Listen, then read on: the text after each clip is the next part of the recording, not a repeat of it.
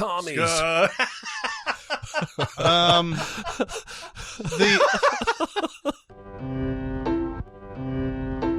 Welcome to SinCast, presented by Cinemasins.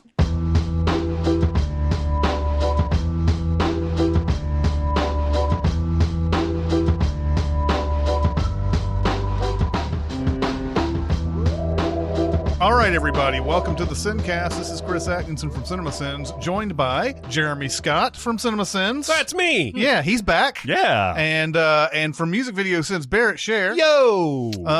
We're going to complete our bracket today, or complete the first round of the bracket. Not complete. We're nowhere near completing the bracket. We're going to the West region, and there are yet again some really hard matchups in this one. Yeah. I don't know where to start. Let's just start with Get Out versus Looper. Get Out the 2 seed, Looper the 15 seed. So yeah, Get Out was a complete pleasant surprise that came out of nowhere for me. February movie. It was from Jordan Peele. We didn't know what to think about Jordan Peele directing a movie at that time. He had just come off of Key and Peele, mainly known for comedy. And so it was a trailer that came on that was like, oh, that looks pretty interesting. We had no idea how much depth how much depth this horror movie essentially would have. I'm trying to remember my mindset going into this. I remember looking forward to it, but I don't think I had like super high expectations or anything. I saw it in the theater, and it was we did a mini pod on it, didn't we? Yes, we did. Yeah, and I was just kind of had nice expectations. It blew me away. Mm-hmm. Yeah, I think it did that for a lot of people. Yeah. Big hit now in one movie, right? By the time Us came out, like, he was Hitchcock practically, the way people were talking with anticipation for his next horror film. That's, I think, a testament to how good Get Out was. Mm-hmm. Not just a good horror movie, but kind of like exceptional. And it was his first time out. And that movie, man, that movie is one of the most rewatchable horror movies ever because of all that subtext and all that deep thought that went into it. I know a lot of people like to watch horror movies over and over again, but you're not watching Halloween 5 over and over again because of the subtext. you just like certain moments or certain actors or nudity or what. I don't. But you watch Get Out because you can see something new every time. I've seen it 4 times now, and every time I've found some new wrinkle of understanding. I really, really, really like it. Yeah, I mean, what impresses me is that there's no wasted space. Like, even the most minor characters like Stephen Root or Lil Rel Howery, to Lakeith Stanfield and his kind of like minor role, Caleb Landry Jones in that fucking dinner scene, which is loaded with subtext, and how menacing he is. Never seen him do anything like that before or since. All of the minor characters are just spectacular. Yeah. And Allison Williams is so great. Bradley Whitford is so great. Well, that's another thing. Allison Williams, I just knew from Girls, kind of like how I knew only Adam Driver for a while. Yeah. So I didn't really expect much from her either in this. It's one of those star-making performances that you didn't know she had that in her, because all you've seen her in is this one role, and it's basically this one thing and everything. And so finally there's some chance to branch out. Of course, she branched out even further with that the Perfection. The Perfection. Yeah, that's a branching. This movie has so much depth because it's horror, but it's also like got some light comedy in it. It's also science fiction-y. There's just a lot of depth to it as far as what these people are doing. Yeah. There seems to be racism here, but it's a different kind of racism that we don't really talk about a lot of times. No, and it's perfectly encapsulated by Daniel Kaluuya's performance. Even when shit's okay, and everybody's fawning over him. Yeah. He's always got that suspicious look. Yeah, it's too good. It's not too good to be true, but it's too something. He knows there's something up. Yeah.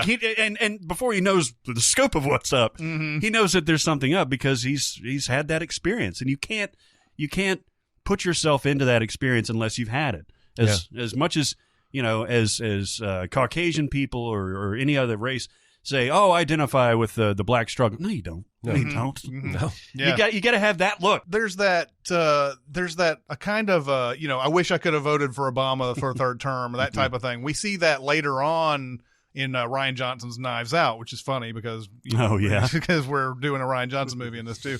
But Ryan, in Knives Out, everybody in the movie says that I wanted Marta to be at the funeral, but I was voted down. And everybody's trying to have this brave face, or like, I really wanted you. I don't care about color and everything. And that's a lot about what's happening here. They claim not to care about color at all, but they do, because they think that black people have all these great positive qualities that I want to have in myself and I don't see in myself. So that's why we're going after you. Yeah. And then of course, Bradley Whitford, man, this guy looking exactly like Joe Madden. He does. Bradley Whitford's got some range, man. He really does. Cause he was in fucking Billy Madison as like the comedic villain. Yeah. And then West Wing, of course, where he played both comedy and drama. And then this, he's a really interesting guy. Cabin in the Woods.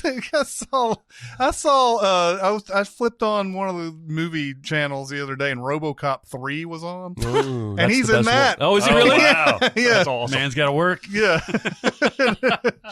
3. But yeah, there's so much depth, and man, and when you get to that point where Catherine Keener's like, now you're in the sunken place, you're like, oh my God, what the fuck is going on here? That was cool to see in the theater, because you get that really immersive sound experience where she's like, sink into the floor, and he's like, what? Sink. Yeah. And then all of a sudden, he goes. Yeah. Oh my God. And Catherine Keener has a great performance in this too. It's they're playing despicable characters, but they're doing it really, really well. And the whole teacup thing was like instantly iconic. Mm-hmm. This movie just absolutely kicked me in the short and curly. I don't think it's common, but the freakiest part of the movie for me is when that groundskeeper is running directly at him and turns at the last minute. Like, that is unsettling as fuck. And there's like somebody gets stabbed with deer antlers in this movie later, but this is more unsettling. No, than all that imagery, the Betty Gabriel character that comes in and where he's like, something's going on. She's like, no. Yeah. No. And you can see her struggling inside of her head. Yep. God damn. I want to watch this movie. It's a good movie. Let's stop right now and watch it. And we're back. Yes. 2 hours later. It goes up against Looper, and unfortunately, out of this bracket, this is one movie I haven't seen since it came out in theaters, actually. I wasn't even on the Sins video. Oh, really? Was that all you? It was just Jeremy. Why is there gold in the road? Go with that. That's one of my favorite just out of nowhere things in a Sins video. Because it's in the middle of a series of things. It's like, why is this? Why is that? Why is there gold in the road? It is super inventive. Rian Johnson is carving out a really nice career here of original films. There's some time travel here.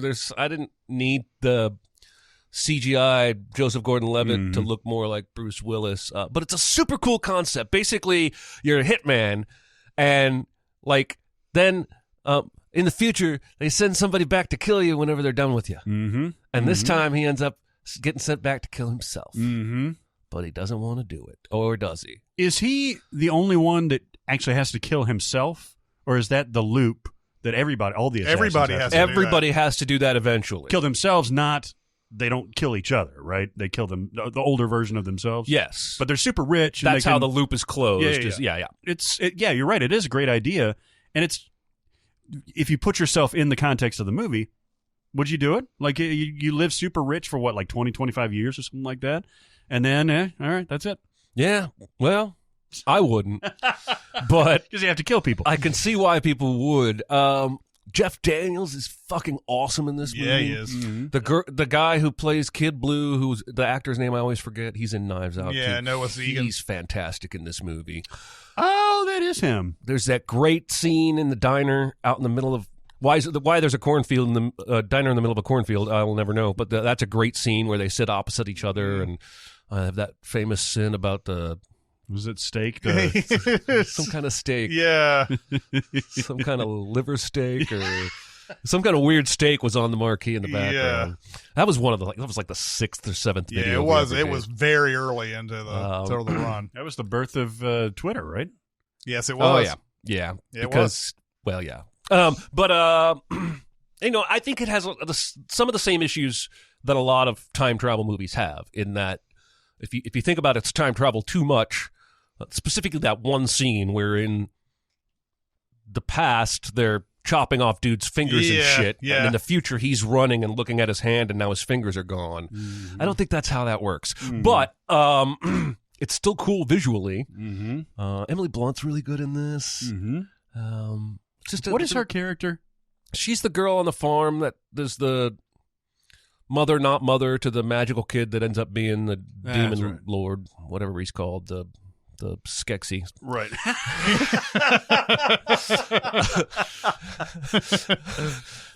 There was a point there where it seemed like you could confuse several Emily Blunt movies where she's on a farm somewhere. Yeah. Like there's Edge of Tomorrow, there's Quiet Place, there's a lot of these where she's just on a farm somewhere. You could definitely confuse. That's why I confuse, completely unrelated, Kyle Chandler in a lot of movies, because he's in Argo, he's in Zero Dark 30, he's in all these movies where he's like high up in some investigative body of some sort, and I'm sitting there going, okay, now I remember there's the scene where he later on he does this, and I was like, wait a minute, is that Argo or is that Zero Dark 30? Shit. But yeah, Looper is really, really, really good. I need to see it again. The only reason I didn't come back to watch it is that it was going up against a movie that I was pretty sure was going to go through anyway. So I mean that gives away the ghost. I'm voting for Get Out here. So you've seen Brick, right? Have you guys seen Brick? Yep. Brick is really good. I haven't seen it in forever. Brick is really good, although I wish they would have dialed back the noir speak 10%. Yeah. Just 10%. It is a little bit because it gets distracting, but it's so well plotted and acted, and even the lookout is great. He didn't do that. He didn't do the lookout, but it's very is that similar. Joseph Gordon-Levitt? Yeah, Joseph Gordon-Levitt's in it. Yeah, fuck me. But what was the? I don't know. Joseph Gordon-Levitt has been in every Rian Johnson movie some way, somehow. Oh, really? He was in Last Jedi. He was. I think he was on that casino planet somewhere. Oh, really? He was a robot or some shit. And he's on the TV in Knives He's Out. on the TV. He's like, we have the nanny cam footage. I'm just saying that Rian Johnson has a really good track record. I've never seen The Brothers Bloom. Have you ever seen that? That was the one that I always forget about because it doesn't seem like part of his, oeuvre. I always get it confused with the Matt Damon brothers. Oh, Brothers Grimm. I always get it confused with that. I kind of like that. I've seen this one, the Brothers Bloom. Yeah, it's Mark Ruffalo and Adrian Brody, Rachel Weisz. I don't remember it very well, but I've seen it. And he's got a good track record. Even directed arguably the best episode of Breaking Bad, Ozymandias. Yep. And the smartest man I know, and you're too dumb to figure out he made his mind up 5 minutes ago. Yeah. By the way, do you like the Fly episode? I love it. I do too. I was surprised when you guys were doing the TV sends on it. I didn't realize it was divisive. Oh, yeah. I didn't realize that people didn't like it. Yeah, the IMDb does not rate. That's one of the lowest rated Breaking Bad episodes. It's insane. Yeah, I think so too. I was like, that episode seems very, I don't know, important to the series, and so I was surprised too. I thought for sure this would be way up, but anyway, I'm one of the people who loves that episode. Yeah, me too. Me too. I'm going with Get Out. Yeah, me too. Get Out. Get out. Sorry, right Looper. now. Leave. Too late for you and me. What did you say? Leave. He put the leave in there. Now. Let me smell your dick. Yeah, exactly. Let me smell your dick. Oh, God. But my favorite part of Brick is when she's a brick and I'm drowning. Yeah. And that song comes over the thing and he's not. You know what's crazy about that song is that we saw Ben Folds. You stuck around for Ben Folds. It wasn't cake. Yeah. he'll drop that song in the middle of a set. Everybody's having a big old time. He's doing like One Crazy Dwarf and 100 Solemn Faces or whatever it is. Yeah. And then all of a sudden he's like, here's my song about abortion. Yeah. And you don't go back to fucking like, some Jesus Land or something like that. Have you ever seen that clip of the news reporter guy who's like, hi, this is the nightly news at 7. I'm filling in for the normal reporter, John Smith or whatever. He goes right into the story right after he says, I'm replacing John Smith tonight. He was found down dead in a marsh. Like he doesn't stop. You're supposed to just kind of give it a pause. Oh my God. So I saw that running on Twitter one day. Just people talking about that thing because he's like, hi, I'm in for a normal reporter, John Smith. He was found dead. And like, yes, I can't contain my excitement. So Get Out will go up against the winner of the 7 seed, The Descendants, and the 10 seed, Scott Pilgrim versus the World. This is probably my most difficult one. Okay. The Descendants has just come back on one of the movie channels. I watched it 2 days ago. Yeah. Good timing. I accidentally. The Descendants is Alexander Payne. I think maybe the only Alexander Payne we have on this bracket. Yeah, the other candidates would have been Nebraska, which Right. is good. Sideways. Sideways was 2004. Oh, I forgot it was a decade. Yeah. But yeah. And Downsizing, I guess would be Downsizing, yeah. I was sitting there trying to think. He hasn't done many. Downsizing definitely would not have made The it. Descendants came out early on in the decade, 2011. George Clooney is a lawyer who has the keys to a trust of land that he's gotten through the years. His great grandmother was some hot shit in Hawaii. Yep. Some princess or something. That was her Tribal leader, official yeah. title. Hot Yeah, shit. hot shit. And so there's a new law that comes onto the books that says that you can't hold land in trust anymore, and they only have 7 years to keep it. And so he and his just a cadre of cousins are trying to figure out who the best person to sell it to is and everything. That's kind of an incidental thing though, because and it may be burying the lead, but that's the sort of the background and everything. But his wife has had a major like ski boat accident or something like that, and she's in a coma. And very early on, you're told that she's not going to make it. And he's for the first time, it seems like, trying to be a father to his youngest daughter, who still is kind of naive in the world and everything, but she's kind of acting out too. And he goes to get the other daughter, who's like 17 and is in I can't remember what, some sort of school, some sort of private school. Yeah. And stumbles on her like super drunk out in a baseball field and everything. And she's like, fuck mom and all that. And you're like, what's going on here? What's going on? And, yeah, she's the mom has been cheating on George Clooney this whole time. We don't know with who, and so he's sort of driven to try to figure out who that is. Yeah, it's almost capery at times when he and the two daughters are like tracking this family down. He's on the beach and he passes the guy he thinks it is, and he turns around and starts fucking following him. At one point, he goes up to that guy's wife on the beach and just starts talking to her. I realized when I was watching this 2 days ago, this is another movie that has a good example of positive narration, because it's not simply expositional. There are one or two scenes like the Hawaii stuff where he's like explaining the land, but there's a scene after that meeting.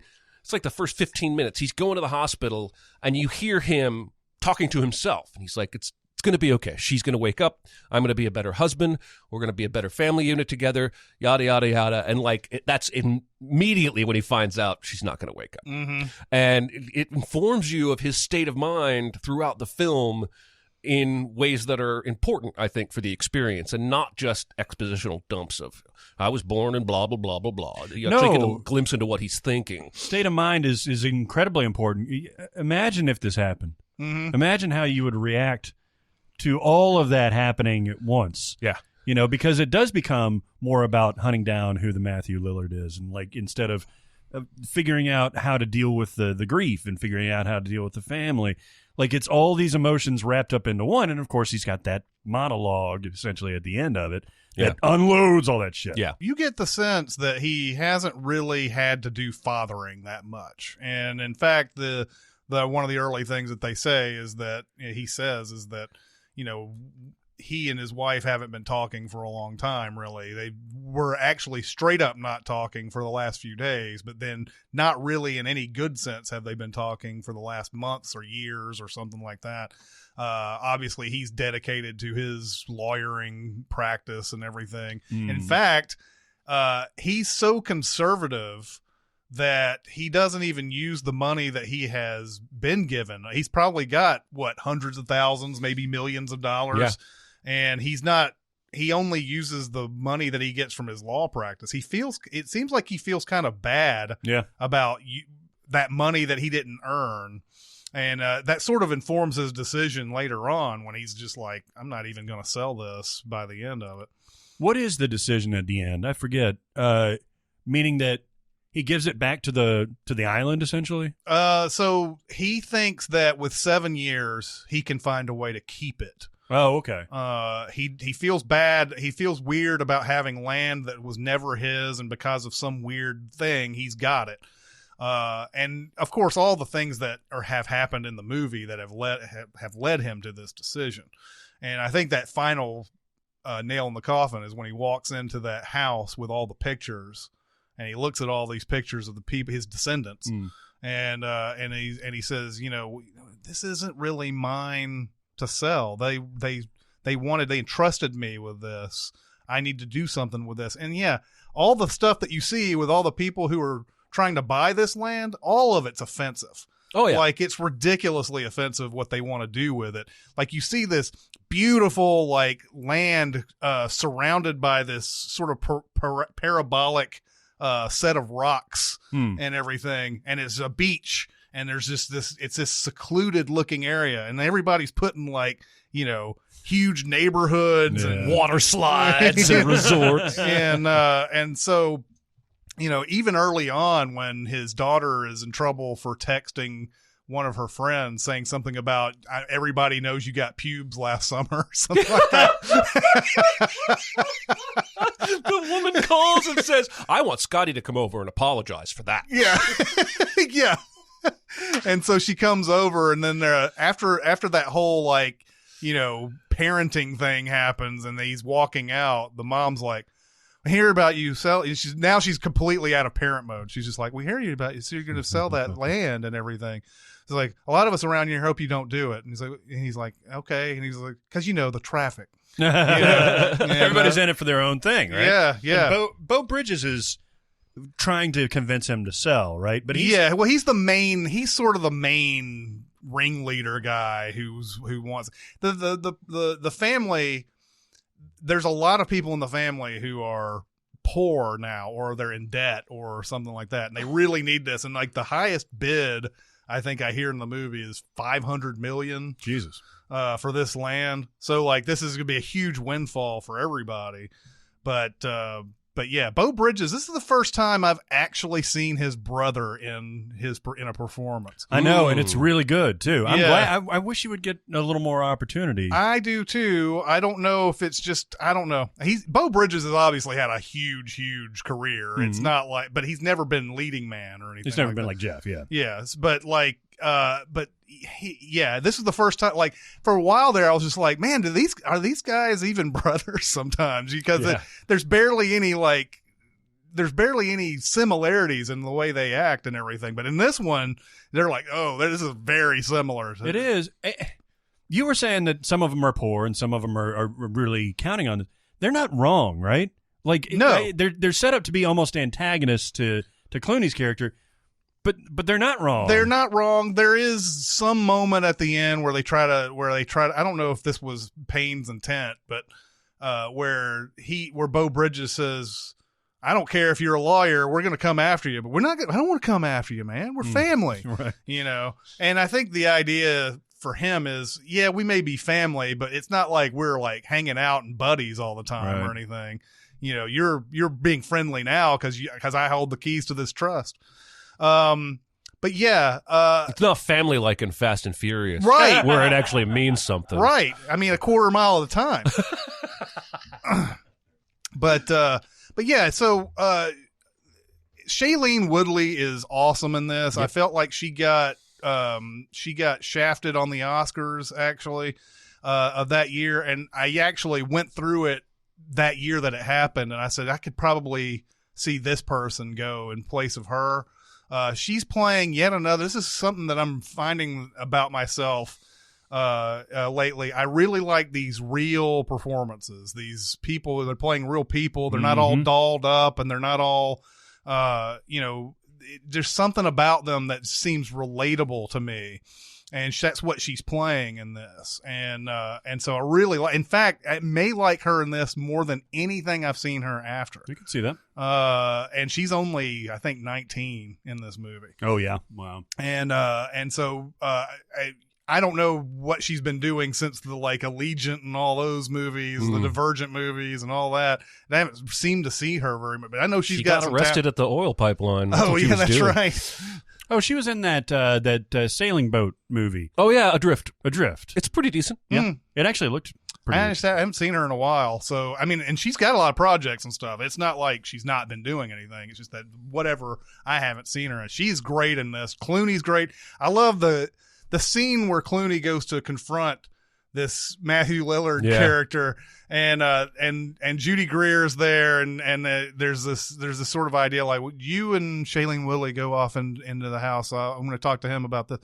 And actually, this is before they go into the house. It's him, Shailene Woodley, and Matthew Lillard. Judy Greer goes off into the house, and he has brought up, without any context, it's like, oh, I think you knew my wife, Elizabeth, or whatever. And you see Matthew Lillard's face kind of like, yeah, I know her, and everything. And so Judy Greer goes in the house, and he goes, Elizabeth is dying. Just the first thing he says is, oh, wait a minute. Fuck you. Also, she's dying. Man, I love that fucking boyfriend character so much. Oh, he's great. He's great. Surfer. I mean, he's basically doing Spicoli or whatever, but he's still funny as hell. Yeah, he starts off rubbing you the wrong way completely. Yep.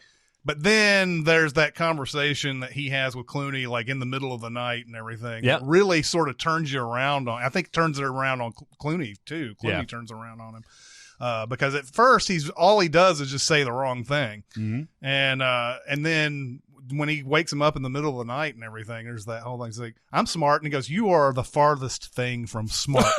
And he goes, nah, man, I do this. I'm in the chess club. I'm vice president of the chess club. I always have weed. So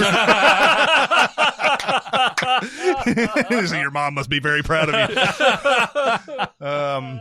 But yeah, it's Clooney trying to be a father and he's trying to juggle two major things all at once and everything, and really well done. This is up there in the Alexander Payne catalog. Oh, yeah. It's number 2 or 1A for me. I think the decision he makes at the end is sort of to make amends for having been such a bad husband and such an absent father. And here is this other thing in my care, in my trust. I'm at least going to make the right decision here because I fucked up all the other ones. Yeah. Anyway, I love this movie. Yeah, it's great. And it goes up against Edgar Wright's Scott Pilgrim versus the World. Another director, by the way, who seems to have an absence in this bracket, but mainly because he hasn't done much. Baby Driver was good, but it wasn't bracket good. And then he had half of Ant-Man. Yeah, well, he was supposed to do Ant-Man and then didn't. So how many has he done anything else? The trilogy. And he did that World's End. World's End, yeah. Which was not the best of that trilogy. I mean, it was The World's End. The World's End, yeah, because the fucking movie and fucking Pirates of the Caribbean came out. Same. Well, and there was a whole other Seth Rogen End of the World movie that came out the same year too. Yeah, exactly. They're all came out. They're all trying to be the world, end of the world. People love that The World's End. I've watched it and I enjoyed it. But, I've watched it 3 times, and I've there's parts that I love. Yeah, but I'm not down with it. I don't know. Maybe it's because those particular kind of alien invasion movies are not as prevalent as what they're making fun of with Hot Fuzz and what they're making fun of with zombie movies.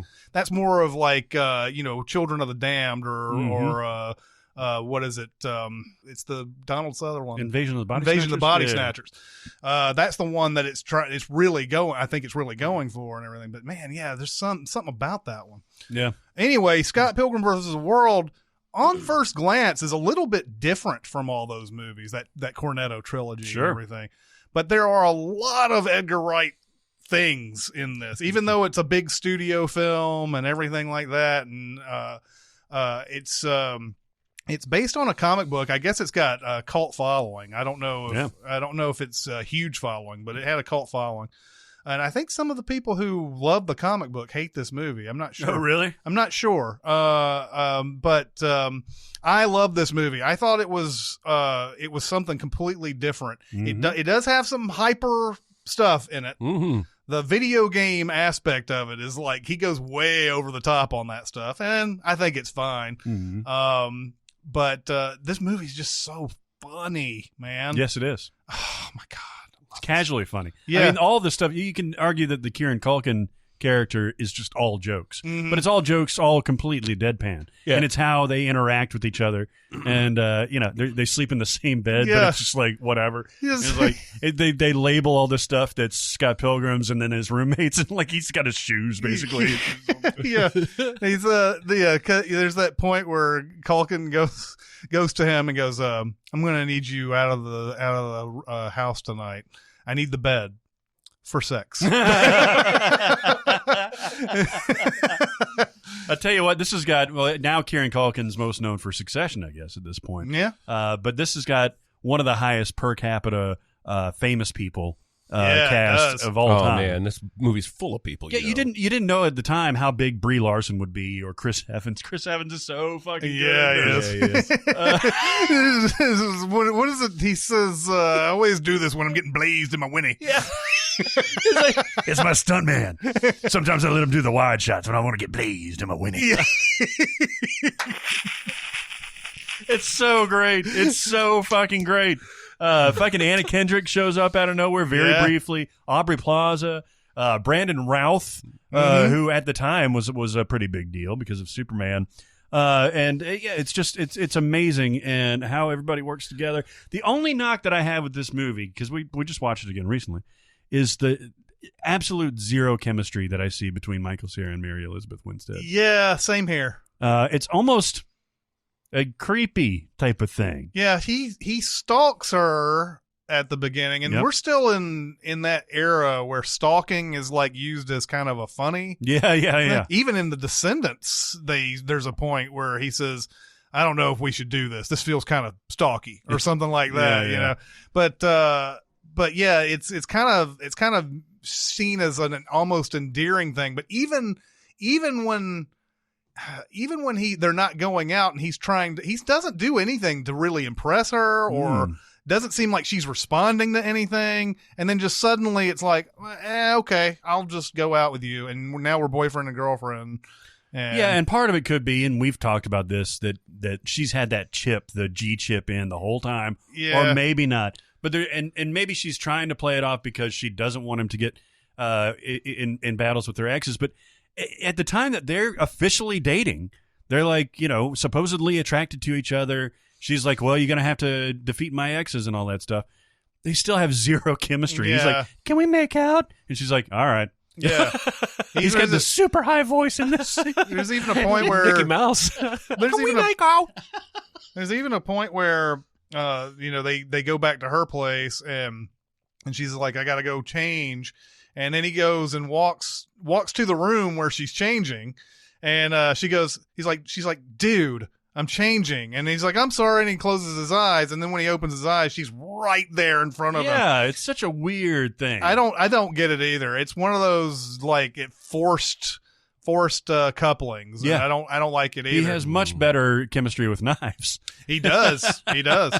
Even though she's in high school. There's a lot of icky shit in this movie. Yeah. But Yeah. I love it. I love it so much. Yeah, my favorite scene in is a small one. There's a ton of stuff that I just love about it, but there's a point where Alison Pill, who's great in this too. Oh God, another fucking famous person. Alison Pill is the drummer of their band, and she's like, they're about to do this battle of the bands. And she looks out on the stage and she goes, "They've got a girl drummer," and she's like really angry about it and everything. And so that band plays. That band is awesome too. They're so funny. Like, it's like, we're gonna play a song now. The way I really, really, really hate you. So they play their song and everything. You see Alison Pill looking at this drummer with this anger and everything. Band goes off. They get on. They're the Sex Bombs. They start singing, and Alison Pill's like, you see her drumming, and it's like doom doom doom doom doom doom doom, and it's like all these like shots of everybody watching the band, people in the band, and then just one brief shot of the drummer from the other band looking with this look on her face like she's the same. She's got that same idea. Oh my God, they have a girl drummer. And it's just brief. It's such a brief thing. That's what Edgar Wright knows how to just edit. I don't know who he uses as his editor, but they collaborate perfect on all of his movies. There's a perfect editing chemistry on that. Just think about like in Shaun of the Dead, where Simon Pegg is talking about all the things that they need to do, and then by the time they get to the end of it, where they're at the Winchester or whatever, like all those different things, those scenarios and everything, the way he edits that stuff is great, and there's a ton of that in here. Pick up, Mum. Grab the girlfriend, and we celebrate with a pint. Yeah. I tell you what, you mentioned a little bit about the music. The music in this movie is fucking great, dude. Mm-hmm. Most of it was written by Beck, but it's totally unique. It's punk as fuck. It's at least the Sex Bomb stuff is. The rest of it is super, super good. It's Metric that Brie Larson plays with. Yeah. That song that they do is like a legitimately fucking great song. Mm-hmm. You've heard the song, right? I forget how it goes. Yeah. Hello again. Friend Friend of a friend. Yeah. I knew I could sing you well. I could sing all the songs from Josie and the Pussycats. Yeah, this is one of the most unique movies I've ever seen. I absolutely love it. I could masturbate to it. Yeah. Wow. Yeah. Wow. Mhm. And I have. Yeah. Wow. Oh, you know what? I've seen this so many times. I figure I knew every famous person that was involved with it. Did not until this most recent I'm doing a Bernie Sanders. You are. Did not until this thing. Find out that Bill Hader was the voice of the narrator. Oh yeah, that's right. Back in the day. Yeah, he's like this is like when he says we broke up, it wasn't that bad. That's wrong. It was brutal. I was just watching Rosencrantz and Guildenstern Are Dead the other day. Yeah. I hadn't seen it in maybe 10 years. Mm-hmm. You seen it recently? Oh yeah. I saw it a couple years ago.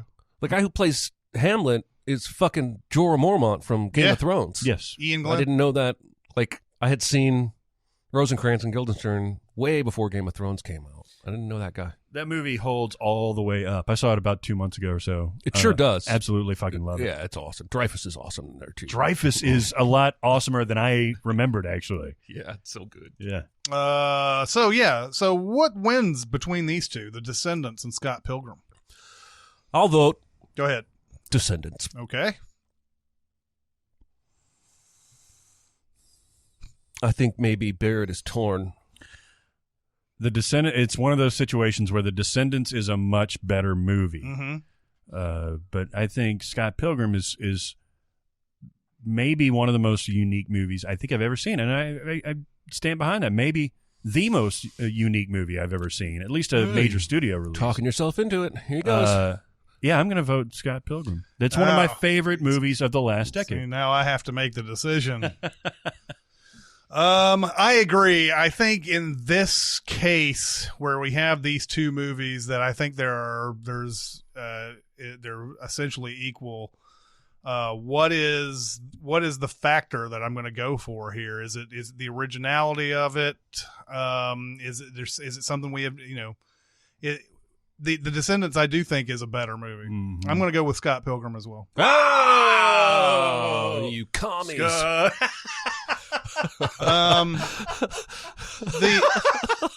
Sorry. That look, not that it matters because a lot of you come in and comment anyway with hate. But these are impossible. Some of these matchups are impossible. Yeah, this one was rough because I absolutely adore The Descendants. But, and in retrospect, yes, of course it's a better movie. But man, I'll watch Scott Pilgrim 20% more times than I'll watch The Descendants. I mean, it's sort of like it's like 2 out of 3 times I'll watch this one. I'm just saying, you guys officially offended all of the people of Hawaii with that choice. Well, we really offended them when we didn't put Aloha in the bracket. Let's go to the number 1 seed, Ex Machina, versus the 16 seed, Planet of the Apes, which we are saying is the full trilogy. Which is a completely arbitrary decision, by the way. It is. Completely arbitrary. Makes no sense. Yeah. There's no rules. There are times where you just walk in that razor's edge and you just got to make a decision, right? I mean, we probably could have just made this Dawn because it's the best one. Yeah. But it is telling a story, I think, from beginning to end in 3 movies. While all of them sort of stand alone, you can see this as one full thing. So that's why we went that way. But I mean, if we wanted to judge it based solely on Dawn, I don't think that's going to change much. Maybe not. You've seen how many Apes movies have you seen? Counting all of them? Did you see the original one? I saw the original one. I've seen pieces of other of the old series. But I've got all of them, but I haven't seen them. So it was that one, the Tim Burton one, and all of the new ones. So do you know how many they made? Officially made it was back 5. in the day? I was going to say 5. Yeah. It was 5 back in the day. So it was like Planet of the Apes, Conquest of the Planet, Beneath the Planet of the Apes, the Orgy on the Planet of the Apes. Orgy. Yeah, exactly. Yes, monkey sex noises has just become part of the SinCast canon. Let me look this up real quick. We can give them all. I went back about a year ago and rewatched that Tim Burton one because I was like, maybe I've been too harsh on this thing. Maybe, and after a while it's gotten better. That is one of the worst movies I've ever seen in my entire life. Oh, it's such shit. Frustrates the fuck out of me about Mark Wahlberg because he can act. He can act. Yeah, occasionally. No, he can. More often than not, he's not. I mean, he's got modes. He's got speeds. But like in Boogie Nights, he showed like a pretty good range. In Departed, he had one speed. Can I be honest with you? What? I think in Boogie Nights, his performance is pretty bad. But it looks good because the character's supposed to be a bad actor. Yeah. You make an interesting point. Yeah. No, I agree with that. I remember seeing that movie kind of going, why do I like him in this? Because it's not really he's doing anything amazing. It's just the movie's great. And he is playing a bad actor, so it's hard to put my finger on if he's really doing a great job here. All right, maybe he's I'm just a star, situational. I'm a star. Maybe he's not. Maybe he can't. We're guaranteed a record deal, but we can't get the record deal until we get our tapes. Our stuff is that good. You got the tub. So yeah, in the original, you had Planet of the Apes, you had Beneath the Planet of the Apes, Escape from the Planet of the Apes, Conquest of the Planet of the Apes, and Battle for the Planet of the Apes. Mm. I wonder how those line up linearly, because at the end of the original first movie, Heston does the whole you goddamn whatever. Mm-hmm. And that's to imply that this is well into the future, right? They've evolved and he's time traveled, right? Yeah, or he's on another planet. He's on a different... He's on a planet where there are apes running things and not... He doesn't know it's Earth until the end. Right, that's what I'm saying. It's the acknowledgement at the very end that the Planet of the Apes is actually Earth. He thinks just hundreds of years in advance. It was Earth. Yeah, all the very along. beginning of this movie is them on the ship, and they Right. and there's they know that there was a course correction, or he does. I think he may be the only one. No, there's two other guys, Mm-hmm. I think. But there's other people on the ship who have died. They know that there was some sort of course altering thing, and they don't know how many years or how far off they've been knocked out. But they land on this planet, and they just think it's another planet because they've been out there for however long. It's been probably thousands of years at this point, maybe hundreds. I don't know. But yeah, that's how it all sets up. Yeah, no, I'm just wondering, and I'll go back and look at it. Like, if he's trying to get back to his timeline, or if he's just trying to survive, or if the survivors are just trying to survive. Well, he's not even in most of the sequels. I don't think so. He's in, I think, the second one. Is he really? But then it becomes more Roddy McDowall series. Oh, yeah, because they actually sympathize with. Is he Caesar? He's an ape. In fact, I don't think Heston's in any of the sequels. But yeah, Roddy McDowall does become, he is Caesar. Okay. He's an ape too. Yeah. I need to speak with Caesar. Anyway, so let's talk about Planet of the Apes. I was not expecting much from Rise when it came out. It's because, you've already been burned on this Tim Burton one. How is this going to be? I mean, and this is going to be telling the same story again, but these are actually work as prequels, essentially. It is in the same timeline, right? As the original ones? I don't know if they ever officially said. No, it's kind of like we took that as a model, and now we're making ours. We're going to work our way to that, but we're not beholden to anything that happened in the original. Right. Oh, okay. But they do reference like the ship being launched, right? Yes. Okay. That happens in the first one for sure. And I don't remember. I guess it happens in the second one. I think there's something in the second one. But the first one for sure, because they talk about the rocket that's about to launch and everything. Obviously, really scary, of course, at the very end of Rise is the whole credit sequence where they're showing the virus that is going around. I don't want to watch that movie right now. Yeah. But yeah, that first one is James Franco. He's trying to come up with a cure for, I think it's Alzheimer's. Yep.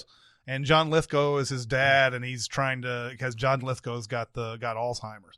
And he's trying to find something that testing on apes that will make brain power better and everything. And of course, he finds this one. The one that he injects is Caesar, that becomes super smart. Is it because of Caesar or because of his discovery, or is it both? Wait, he injects the mother. Oh yeah, he injects the mother, and then the mother gives birth, and he sneaks the baby out, and then discovers the baby also inherited the advanced smarts from the mom. Okay, so it's mostly him as an individual ape, right? Meaning it's not the super serum, it's more of Caesar being Caesar. No, the super serum went through his mama's uterus and became part of him. Yes. I got you. So he and then from at the end of this movie, he's cracking open that thing and throwing it at all these apes, and that's how you get Koba and whatnot. But then the rest, I believe, he just teaches how to talk and sign language and whatnot. So he becomes a leader not because of genetics necessarily or special gifts, just because he's the first one and he's just like a natural. Okay. Yeah. So yeah, I'd forgotten that. There's that scene where he's injected the mother, and the mother goes like crazy, and they have to put her down, right? Something like that. She dies is the point. And because the baby doesn't have a home. I think he even finds the baby in the cell afterwards, and he's like, "Oh, I'm going to take the baby home." Yes. The movie's got one of the best of the entire series. One of the best moments is that no moment. Oh my god! Oh my god! It is the best moment of the entire trilogy because, I mean, he's full on speaking sentences the other two, but up until then, you haven't heard him speak, and it's just built up perfect. Mm-hmm. He's screaming at. Oh God, I love it. Yeah, he even has to run up against Draco Malfoy. He does. Oh shit! And Brian Cox. They're both assholes. I was telling Barrett the other day. There's this phenomenon I'm seeing lately where and I'll turn on some random movie, and there'll be an actor in it and whatever, and I won't see the whole movie, but I'll few hours later, he'll turn on another movie, and that same actor is in a different movie, and then so on and so forth. It's happened so many times in the last 2 months or so. Brian Cox was in like 4 or 5 movies that I just happened to turn on. And I think it was all in a row too. He was in that The Ringer. Oh yeah. He was in there was a couple others that just showed up. He was just kind of came out of nowhere and showed up. But yes, that movie's great, but Dawn, of course, is the cream of the crop of this whole thing. That's the one where there's just some amazing like camera work, some amazing staging, some great drama to it, and everything. Mocap, greatness too. It's so good. And we talk a lot about Andy Serkis for good reason, but Toby Kebbell we don't talk about maybe enough. In this whole thing, I think he's carved out just as good a niche as he has. He's not as famous as Andy Serkis because he's never playing the main person, but he's fucking fabulous, man. Oh yeah, he's menacing as shit. This movie also gives us, if the no moment in the first movie is the best moment, the best shot in all 3 movies is that 360 of the tank so good in the middle of that battle, and it makes me sexually aroused to think about that man making a Batman movie. That's crazy because the first one was Rupert Wyatt, right? Who really hasn't done a whole lot, I don't think.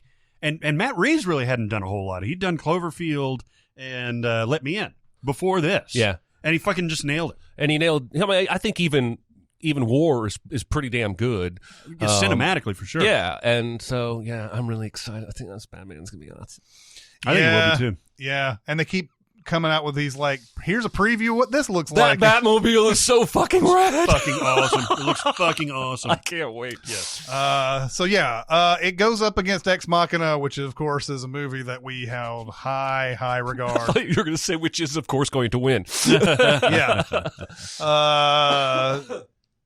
Ex Machina is one of those. I don't know if it was a surprise that it was so good. I think this is one of those movies that had come in, finally came here to Nashville with already tons of, like, oh, this is the best movie since blah, blah, blah, and all that. Oh, that's right. Because I remember I was in Chicago at this point, and I had gone to see it the opening night, Thursday night or something like that, downtown. And I tweeted out like the marquee or whatever. And I remember Jeremy going like, "Did you see it?" Because I don't think it had come to Nashville yet, or something like that. There was a delayed release. Yeah, I mean, just any of those independent features that are, they're going to come to Chicago, New York, L.A. first, and then all the critics and all the people who are live in those areas are going to talk about it. Yeah, I knew nothing about it. And I just knew that it was supposed to be good. Of course, it piqued our interest because we had been using so many Deus Ex Machina sins that it was fun that a movie called Ex Machina was coming out. But I had heard that it was great. We had to wait for it to get here and everything. But another great premise. Somebody, we have Donald Gleason winning something at his work. To go and spend a week with Oscar Isaac, who's the head of the company. He's the Steve Jobs of this fictional company. Yes, he's like an even more evil Steve Jobs. What is it? It's like Globo Brain or something like that, right? That sounds right. He's Apple/Google, but it's an actual brain that can predict algorithms and stuff like that. And he goes to this house that's ridiculous. Is that a set or is that a house? Well, after seeing Parasite, I'm inclined to think it might have been a set, but I want to live there. I do too. I totally want to live at this place. It's like a retro future compound of luxury. There's a Juvet landscape hotel in Valdalen, Norway, and then the other stuff was at Pinewood Exteriors. Studios. Yeah. But it was mostly set, I guess. Yeah. Interesting. So I mean, it's the lap of luxury. It's out in the middle of nowhere. He's got an ungodly amount of acres. I think they mention how many he's got. I think they do, but you have to take a helicopter to get to this house. Yes, I think the guy in the helicopter says we're over his property right now, but we're still got another 15 minutes to get to, something like that.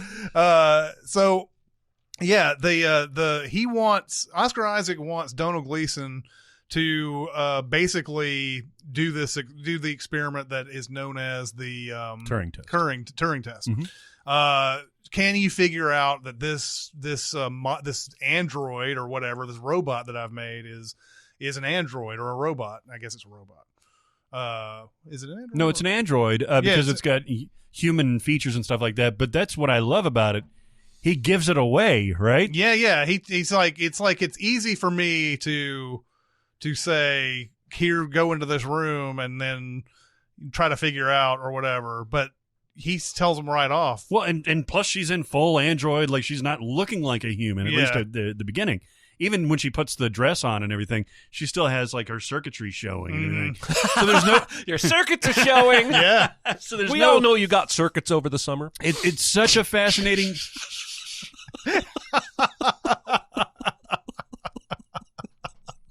Scott should come over and apologize right now. It's a great premise because you can see, like, how is it possible that he's going to make that determination that she is a human being when she doesn't even look nearly like a human being except for her face. Yeah. Oh, Jesus Christ. Yeah. It's so beautifully constructed. Yeah. It's a think movie with maybe one or two ominous notes until the last 10 minutes when it becomes flat out a horror movie. Mm-hmm. And I love it. Mm-hmm. Yeah. I love the ending of this movie Oh, it's the best. so fucking much because I feel like a big studio and a less daring director ends that movie differently and maybe a little more optimistically. You're talking about the very, very end? I'm talking about the fate of Donald Gleason. Mm-hmm. Yeah. Is him getting trapped at the end of this thing? Is that an indictment on the nice guy syndrome? Ooh. Where the only reason why he wanted her to be free is Because he was attracted to her. because he was attracted to her, not because of some inner good that he has. Yeah. I got that sense that, and of course, we'll never know because she found a way. She knew that there was a way to get out, and it was to appeal to his boners. Mm-hmm. And he knew that she knew that she could do that and manipulate him into doing that. But and the question would be, would she have let him go if he had just wanted to do that from the very beginning, and it wasn't all about I'm attracted to you and everything like that? Would she have still just trapped him in there and just said, "Oh, humans are bad. I'm just gonna." Is that the reason that she does? Is that she made the determination that humans? No, she doesn't trap him in there. He gets trapped in there through circumstances. Well, Oh, really? but then he asked. He was hoping she would let him out. Yes. That's I guess contextually I should say he asked for her help to get out and she doesn't let Right. him Yeah. out. Right. I I feel like if he'd have been outside the room, she would have just killed him. And of course that's so poetic too, right? Because now he's in a room and Mhm. that's what she was this whole time. Yeah. And I just love that shit so much. Yeah. She's also fucking out in New York City now, so look out. Yeah. You might go on a murder It's the rampage singularity. or No, turn no. into a cyber hooker. There was there's Yes, those are two options. they leave it open at the end because we don't know if she just creates a life for herself and becomes one of us. But I do know that I think though it's either rumored or it was actually part of the script at one time that when she goes to the helicopter guy at the end, when the helicopter guy is asking her where she wants to go, it cuts back to her and there's a whole bunch of like computer static crap that she's not really even seeing. Like, it's not like a human being at all. And so it was to sort of inform you that, yeah, it's a robot still, and it's not thinking human thoughts or whatever. But obviously, they wisely took that out because I think it's good for you to kind of know whether figure out for yourself, is she going to just break down one day and just everybody realizes she's a robot? There's a robot among us. Yeah. Yeah, like I've said, I've always thought that this was the beginning of the singularity of where once you have a sentient robot that has passed the Turing test, or android, I should say, AI, really, that has manipulated humanity into thinking that they are a real person, then it's going to accelerate exponentially. And so once she steps out on the streets of New York, humanity as we know it is over. Because she's going to be a cyber hooker. Yeah. In a manner of speaking, She's going to completely end the sex worker industry and replace everybody with robots. Mm-hmm. So how much bullshit do you think Oscar Isaac is throwing his way when he says that I've built a vagina for her and everything, and she feels having, like, when you have sex with her, she feels it and everything. Do you think he actually did that, or is that something to make Donald Gleason's head start? I think it's both. Mm-hmm. Yeah. Isn't he fucking that other robot? It's implied. Yeah. But I don't know if anything that we saw shows that he's built that far. No, I mean, it sounds like it would be something that he would do. Mm-hmm. Like, he definitely built skin with boobs on it for them to put on. That's true. But then he's also tremendously cruel to his creations. You see in that montage of other, the previous versions and everything, where he's just beating the fuck out of them. So who knows? You're right. It may be just bullshit to humanize her more. Mm-hmm. Yeah. Yeah. Yeah. I love that ending too. The traps, like, he's trapped. She doesn't help him. She leaves. I'm gonna have my own life now. Yeah. Ex Machina is excellent. Easy enough. I'm gonna pick Ex Machina here. Ex Machina. Ex Machina. Yep. Sorry, apes. Ex Machina will go up against the winner of the 8-seed Black Swan versus the 9-seed Dunkirk. Talk about two movies that are so polar opposite. Yeah, two Chris Nolans in this region. We do. I rewatched these. I had not seen Black Swan since it came out. I hadn't seen Dunkirk since it came out. Black Swan is. I'm trying to think if this might be Darren Aronofsky's best movie. Well, what is it? The upper echelon? Pi, probably. Requiem for a Dream. Wrestler's up there. Noah. Noah. The Fountain. I think like The Wrestler is my favorite of all of his movies, even more than Black Swan. But they're both right up at the top, I think. I would say that this is my favorite of his. This is the movie where I think Natalie Portman officially became an actor. Mm-hmm. I liked her performances before this. They were fine. Mm-hmm. I never really thought anything like great. Never thought she was like, oh, she's just really going for it here or anything like that in these movies. She was so young, right? Like The Professional, she was very good. But she started as a child actress, and of course she's great as a child actress and everything. But then, like, as she got into, I don't know what it was, where there were the choices that she was given. There's some stupid romantic comedies in there. There's some stupid other crap. There's V for Vendetta, but I don't even know if she's great in that either. She's not. She is in that one moment when she realizes he's been tormenting her. She said, "That's you're evil." Yeah. I think she really gives it her all in that scene. But I think you're right. This is the first time I ever saw her as more than a good actress and saw her as a awards contending actress. You could, in fact, I did watch Black Swan with this kind of thought. You could watch this movie as a critique of her and her career almost. You could. Because she is too good and too nice, and she never seems like she goes into that dark side ever. He keeps trying to push her into her sexuality. Yes. Which, as an actress, she's really done. Yeah, and I know that there's been a lot of complicated things with Natalie Portman over the years, considering I know that she didn't feel comfortable as a child actor because even then there were grown men who were like, I want to fuck her and all that. And people who were like, you should do nude scenes and all that. And I'm not comfortable with that. And all these, I mean, there's even a whole movie where a guy 3 times her age kind of wants to fuck her. It's called Beautiful Girls. Yeah, that's true. That's true. So I know that Natalie Portman, and in fact, you can see it in a lot of the scenes where she is supposed to be sexy or whatever.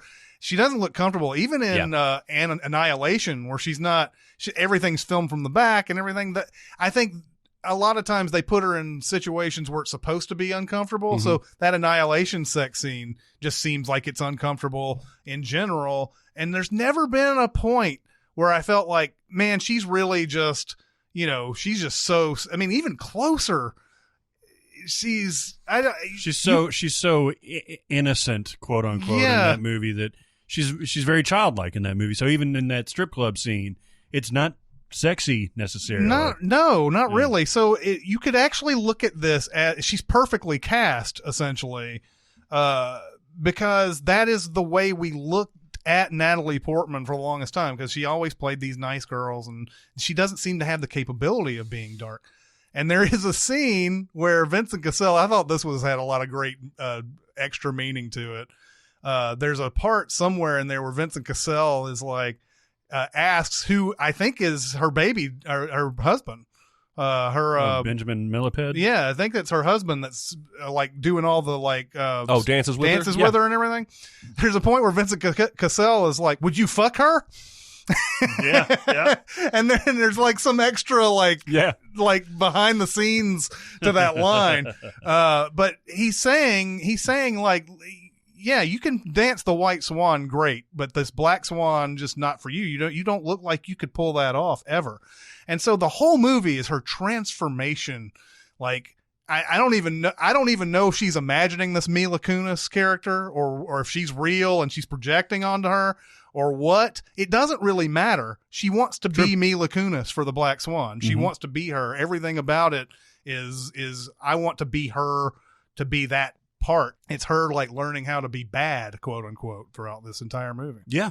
I actually, the first time I watched it, I thought there was a possibility she had imagined the Mila Kunis character. I don't think I think that now. I think that she was there up until that fight in the dressing room where it turned out to be just herself. Where do you stand on this? I guess I've always assumed that Mila Kunis' character was real, but that Natalie Portman's interactions with her outside of the dance studio were all imagined. I got you. Yeah. Like when they go out drinking and when they fool around, I don't think any of that happened. Well, it's implied in the movie. This is why it's so confusing.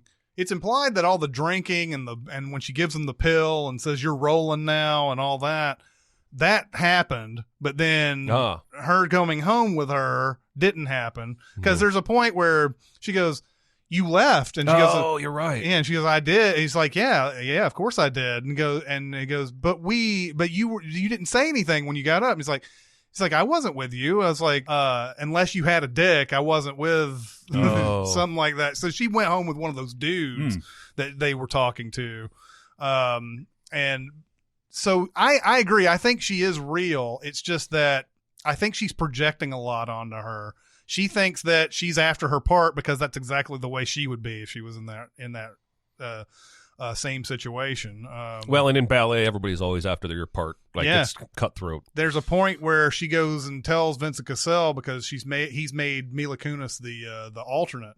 He's like, "You can't be her. It can't be her. She's after my part." And he goes, every ballet dancer in the world is after your part. Yep. Yeah. And there's even that Winona Ryder scene where she bitches out Natalie Portman, and you can see that this has already played out previously. And it's just, you get your shot and then somebody takes it from you. And what I love about the movie is she does finally succeed at going dark, but it costs her everything. Yeah, it does. Yeah. She's, and I don't know if it's because, did she really tap into being evil, or does she just got does she just have a mental break? She does. I think she clearly has a psychotic break.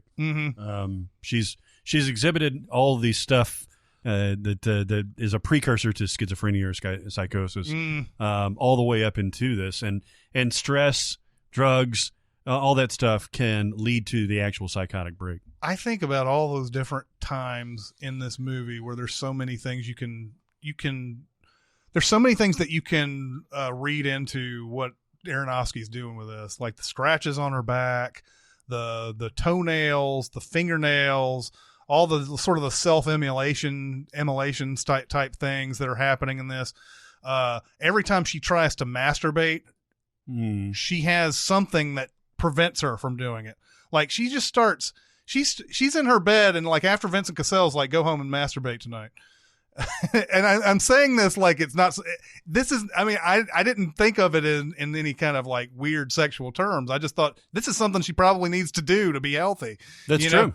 She doesn't, there's a point where Cassel was like, have you made love before? And she doesn't answer at first. And then she goes, "Yes," but we don't know if she's telling the truth or not. You get the sense that even if she didn't enjoy it. Yeah. Yeah. And she's just one of these. She's never been part of it. She's never really excited her at all. She goes home and like actually tries to masturbate. And what does she do? She looks over and thinks she sees her mom over there sleeping. And so she stops. And then there's a point where she's in the tub and she's about to do it. And then she thinks she sees her twin, her evil twin, show up above the water and everything. So like there's a lot of psychological hangups in this for her. And it's only really after she thinks she's had sex with Mila Kunis that she's gotten into that other evil part of herself or whatever. Oh. Is that representative of the fact that maybe she finally had a breakthrough and was able to masturbate that night, and then she was envisioning that coupling as part of her get off? I think so. I think you can read that, right? Sure. Yes. I mean, the movie talks about sexuality enough. I don't think we should feel ashamed talking about the movie's sexuality. But I always just saw that as, I just saw it as a simpler moment. But maybe that is trying to communicate. She had a breakthrough. She can feel sexual. Yeah. She may have envisioned this, and in real life, I don't know. That's fascinating. It's only after that where she really where it feels like she has turned that corner. Every time up to that point, she's interrupted, or there's something that's going on that prevents her from doing that. It's that scene right there. Right after that, that's when the night of the show happens. It takes until the night of the show for her to finally get to that point where she thinks she's murdered her and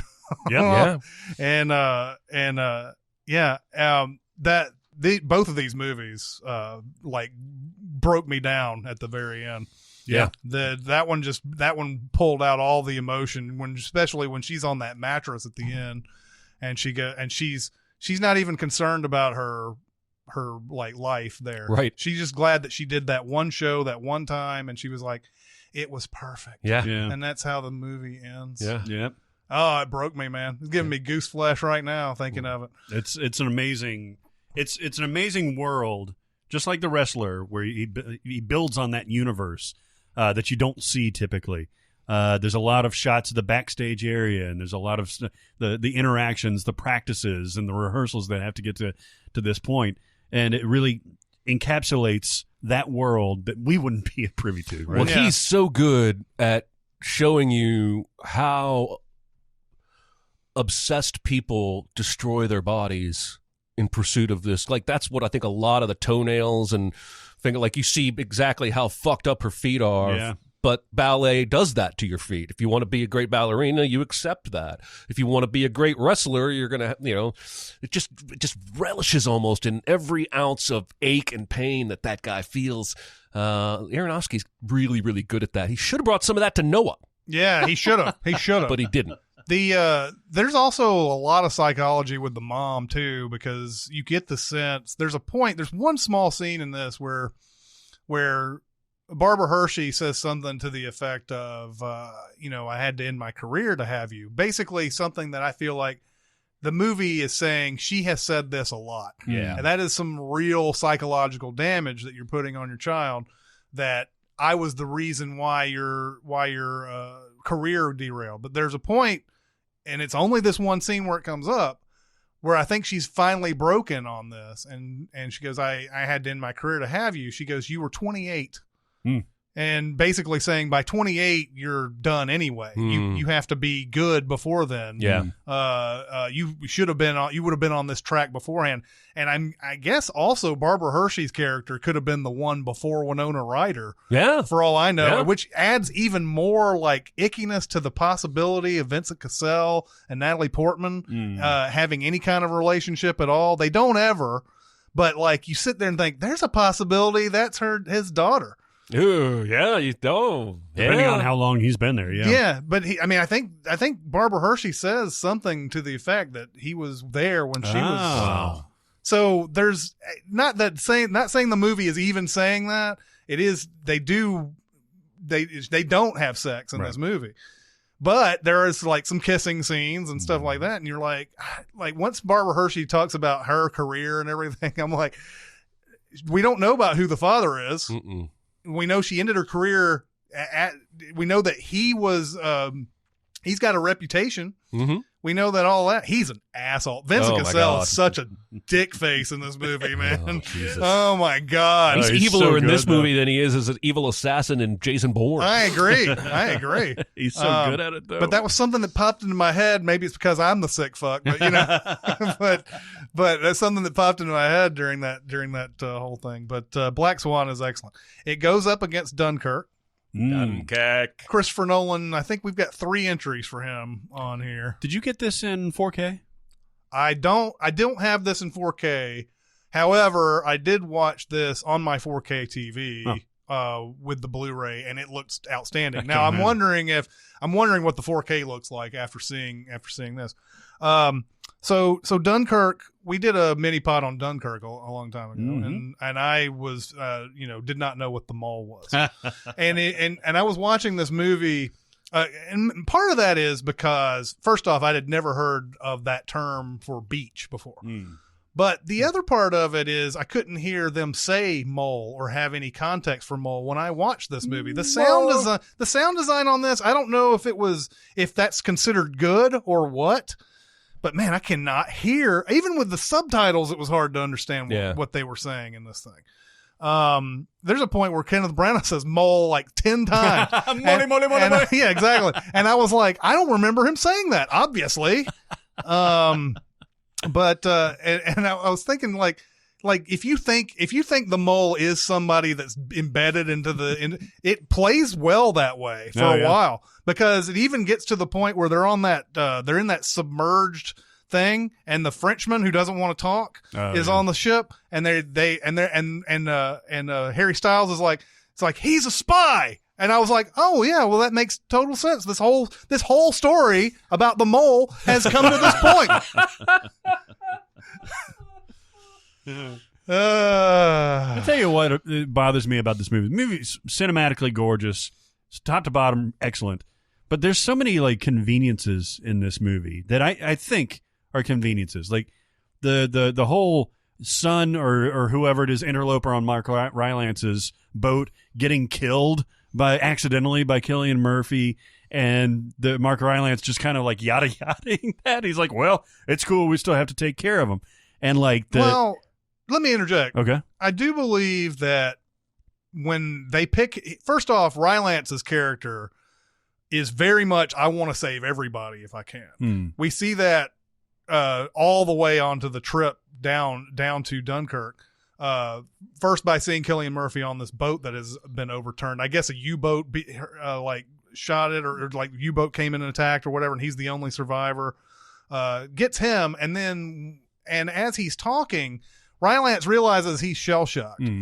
And he's like, he may not be the same way ever again. He realizes that he has no other choice to be what he is. And they also, this is also could be just 40s thinking at the time, 1940s thinking. Like, because he did that, even though he did that, and he didn't mean to do that. There's nothing we can do about it. This guy, the kid, knew when he got on the boat that we were going to war, that he could very well die. And if something happens like that, there's nothing I can do. I'm trying to save as many people as I can. That's interesting. Yeah, I just thought it was a little yada yada. It is kind of. You would like to hear some thoughts. Yeah, at least like, oh, poor kid. Yeah. Right. Oh, that's a shame. That's a real shame. The other part that really got me, are they actually doing target practice when they're hidden in that little hull of a boat where all the platoon are in there and they're hiding out basically, and all the gunshots start coming through the steel and all that stuff? You think that was friendly fire doing target practice? That's what they say, right? They say that it's a bunch of German people troops doing target practice. Well, now that wouldn't be friendly fire then. That would be. Well, it's just such a weird thing to happen. It's like inserting danger where there doesn't have to be. So are we saying that didn't happen? No, I'm saying, was it actually just target practice? I don't know. And if it was, that's just so weird. They finally find like a safe place to go, and all of a sudden there's bullets coming all over the place. That scene is harrowing, though. Oh, it's especially in the theater. God damn. Yeah, and those bullet noises, not being able to see anything that they can't see outside. Oh, that scene was rough for me. in a good way. Well, because you're not expecting it, and then suddenly, yeah, and it's really loud. But also it takes you a while too to figure out the sort of the timing structure of this. The whole thing on the beach is a week. The Mark Rylance thing is a day, and the Tom Hardy thing is an hour. So everything that is longer is actually behind everything that we see. Like, we'll see Tom Hardy go over some place, and we're like, oh, okay, when he's going over this one place, and then we'll see that scene later in one of the other time periods, because each one of these is behind, basically, quote unquote, in the story that we're being told. There's a point where when they save Cillian Murphy, we see him on the beach later on one of the boats, going out, and he denies the two guys we've been following from the beginning. He denies them. Is there's going to be more boats? There's not enough room on this boat. And then he goes out, and we know what happens to him. But that happens after all the Cillian Murphy stuff that we've seen so far and everything. So you have to kind of get it along with that Christopher Nolan time concept in this whole thing to really understand the movie and everything. But I do love that. I do love the way he plays with the moments to make them different because of that. There's a scene early on where you see Tom Hardy wave his co-pilot off, or his co-pilot waves him off. And then when you see it again later on, you're inside that plane, and he's not waving. He's struggling to get the fucking thing open so he doesn't drown. And it just completely changes that moment. It's why I think Nolan is a wizard. Oddly enough, this is the one that moved me the least. Like, I don't want to go back and watch this very often. Me too. And I don't know why that is. But Inception, Interstellar, The Prestige, I'll put those in any day. And I'm not entirely sure what it is. But this is I still think it's a masterwork. Is it because we don't really get anybody in this movie that we're following as our hero, essentially? Because the movie is all it's all drive. It goes right in, and then it's like, this is the story we're telling. It's like one of those classic Christopher Nolan montage scenes, but it goes over an hour and 45 minutes. And there's no real plot, other than everybody's trying to get out of here. As I rewatched this, I did wonder if we needed some Darkest Hour type stuff in here see Churchill, like, this is what we're going to do and all that. And it sort of kind of goes back, and it wouldn't be I feel like Nolan made exactly the movie he wanted to make. Yeah, I do too. I don't think there's any part of me that thinks that, he wanted to do that and show Churchill. He wanted you to be uncertain, as the soldiers are uncertain that there's going to be any help at all. They're hearing just snippets of things like, oh, we got to keep these 35. We're only trying to get 35. They're trying to get 35,000 soldiers, or they're keeping 35,000 soldiers so that they don't have to come out here and save 400,000 or something like that. And so they're just uncertain about what's going on, what's if they're ever going to get saved. That's why you have that one. That's a heartbreaking scene. The dude just walks out into the ocean. Yep. You have the Cillian Murphy character. Once he realizes they're going back to Dunkirk, he's like, I do not want to go back there. Yeah, he freaks out. Yeah. But yeah, I kept wondering if this was told a different way, where you had somebody to sort of be, maybe Tom Hardy, maybe his character is the one that, and we keep kind of coming back to the beach and coming back to Mark Rylance, but having Hardy as the guy who is our expositional window into the movie. Would this be a little bit more emotionally resonant? But I will say that scene at the very end where his propeller, his gas is run out and the propeller's out, and he's just gliding. I love that. He glides for like an hour. Yeah, he glides the entire hour of his thing. But it's still awesome. I think you could actually cut Darkest Hour into this film, and it would work perfectly. You would ultimately lose what made both films what they are, but you would create something in the fusion that I think would be really watchable, almost like the Godfather saga. Yeah.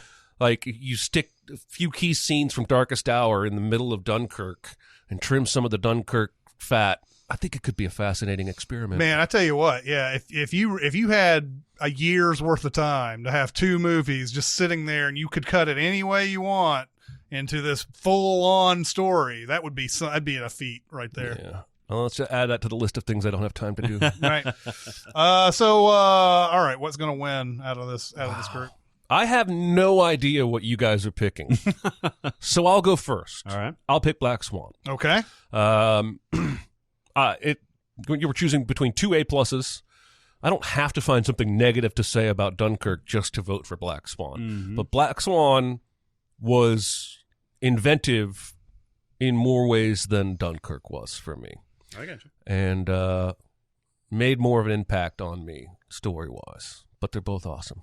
You guys go. Yeah, I'm going to pick Black Swan. All here. right. I would have done that too. Yeah. It is that kind of distancing emotionally from Dunkirk, which is weird because I tell you what's emblematic of this is when it's the shot of Kenneth Branagh and they're like, "What's that?" And he goes, "Home," Mm-hmm. and it shows all the things, and that's a great moment and everything, but it's also a little contrived. Oh, yeah. You know, the guy's been fucking commanding people being shelled for like the last week or so, Yeah. and he's gonna do a corny ass shit like that. Yeah. That's when the fucking cavalry comes up. Yeah. There is a funny moment too where the guy he looks like Benedict Cumberbatch. He's been in things with Benedict Cumberbatch. He's in. I know he's in that Broadchurch show. Are you talking about Fionn Whitehead? I think so. He's got the very stark blue eyes. Yeah.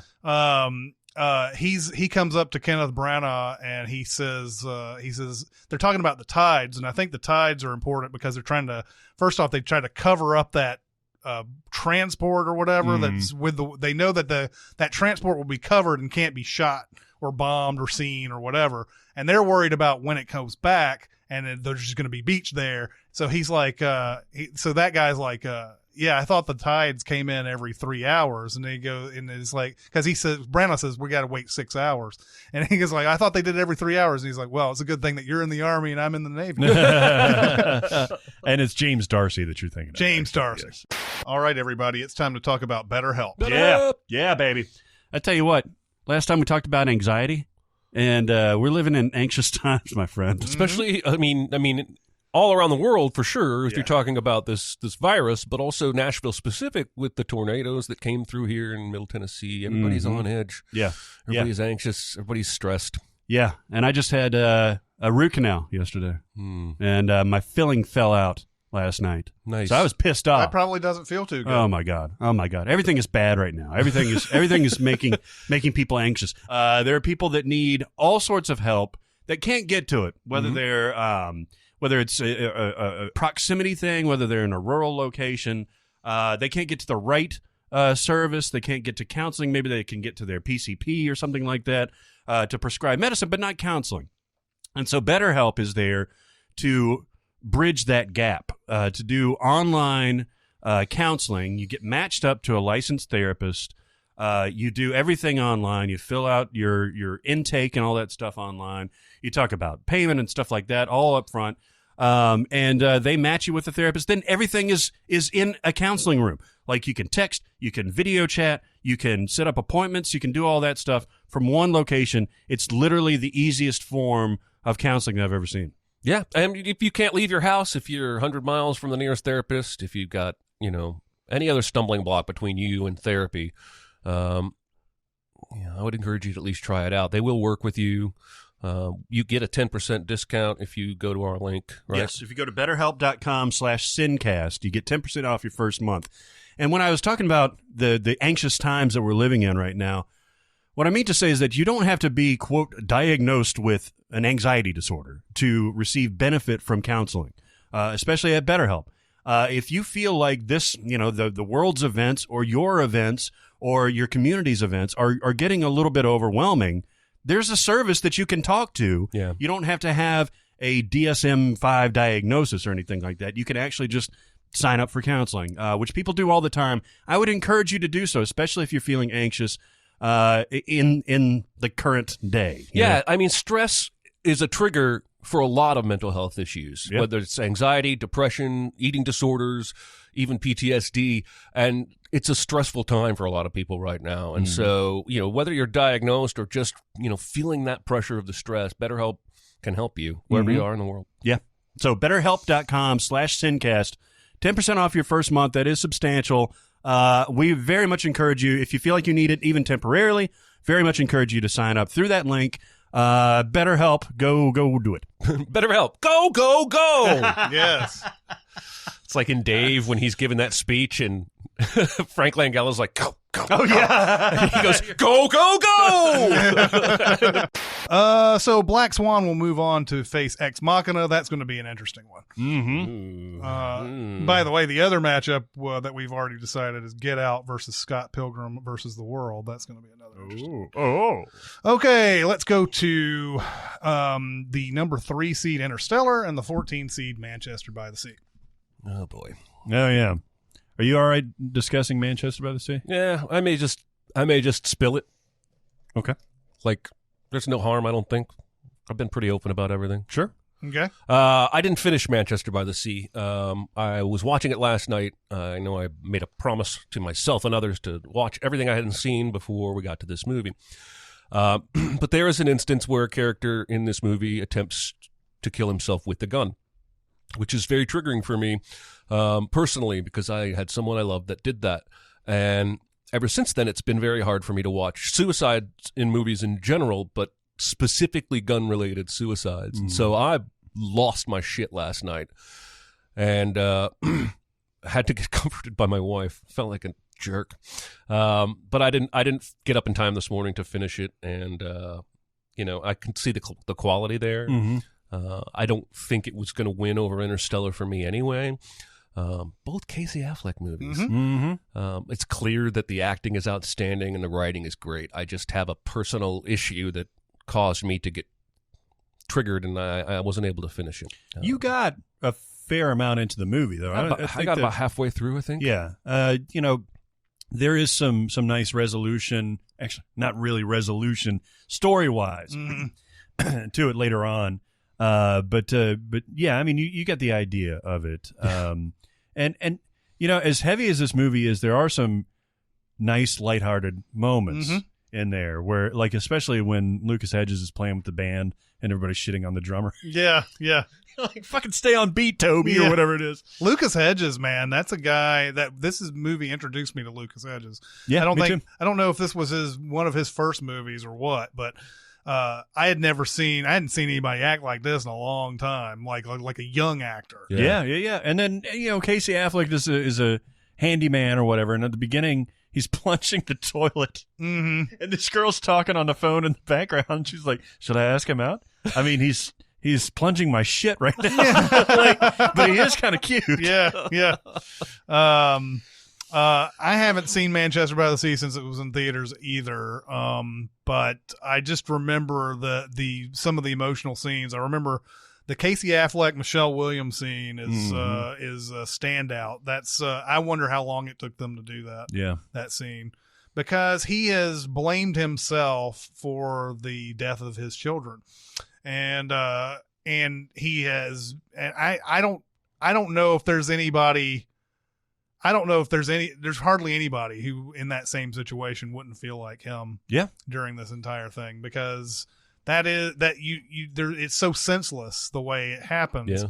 And while you weren't personally to blame, you feel like you should have done the necessary work that it didn't happen. But Michelle Williams, who's moved on and is about to marry somebody else and everything, she has wanted to reach out to him for a really long time and wants to tell him that I don't think it's your fault and that, that it's time to move on and everything. And that scene where they're by themselves out in the middle of that, and she tells him, like, this was not your fault and blah, blah, blah. Man, oh my God, that scene is one of my favorites of the decade. She has, like, remarried at this point. I think right? she has remarried. Yeah. And so, but you can see that there's still love there and everything, and that he was the one probably that ended that relationship. Well, that he was just checked out. Just through grief, just because he shut down. Yeah, and he's playing pretty much a blank slate until really the towards the end. There's is it Lucas Hedges that goes crazy? Yeah. Lucas Hedges, because they're getting all this stuff after his dad dies, right? So they're getting all this stuff and like frozen turkeys and stuff like that. And so he gets up in the middle of the night to go. Did you get to this part? I don't It was know. towards the end.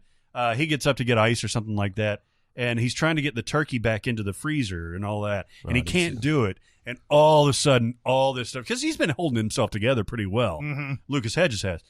All of a sudden, all this comes out, and he just starts slamming shit into the freezer. And Casey Affleck's character comes down and really has to be fatherly for the first time.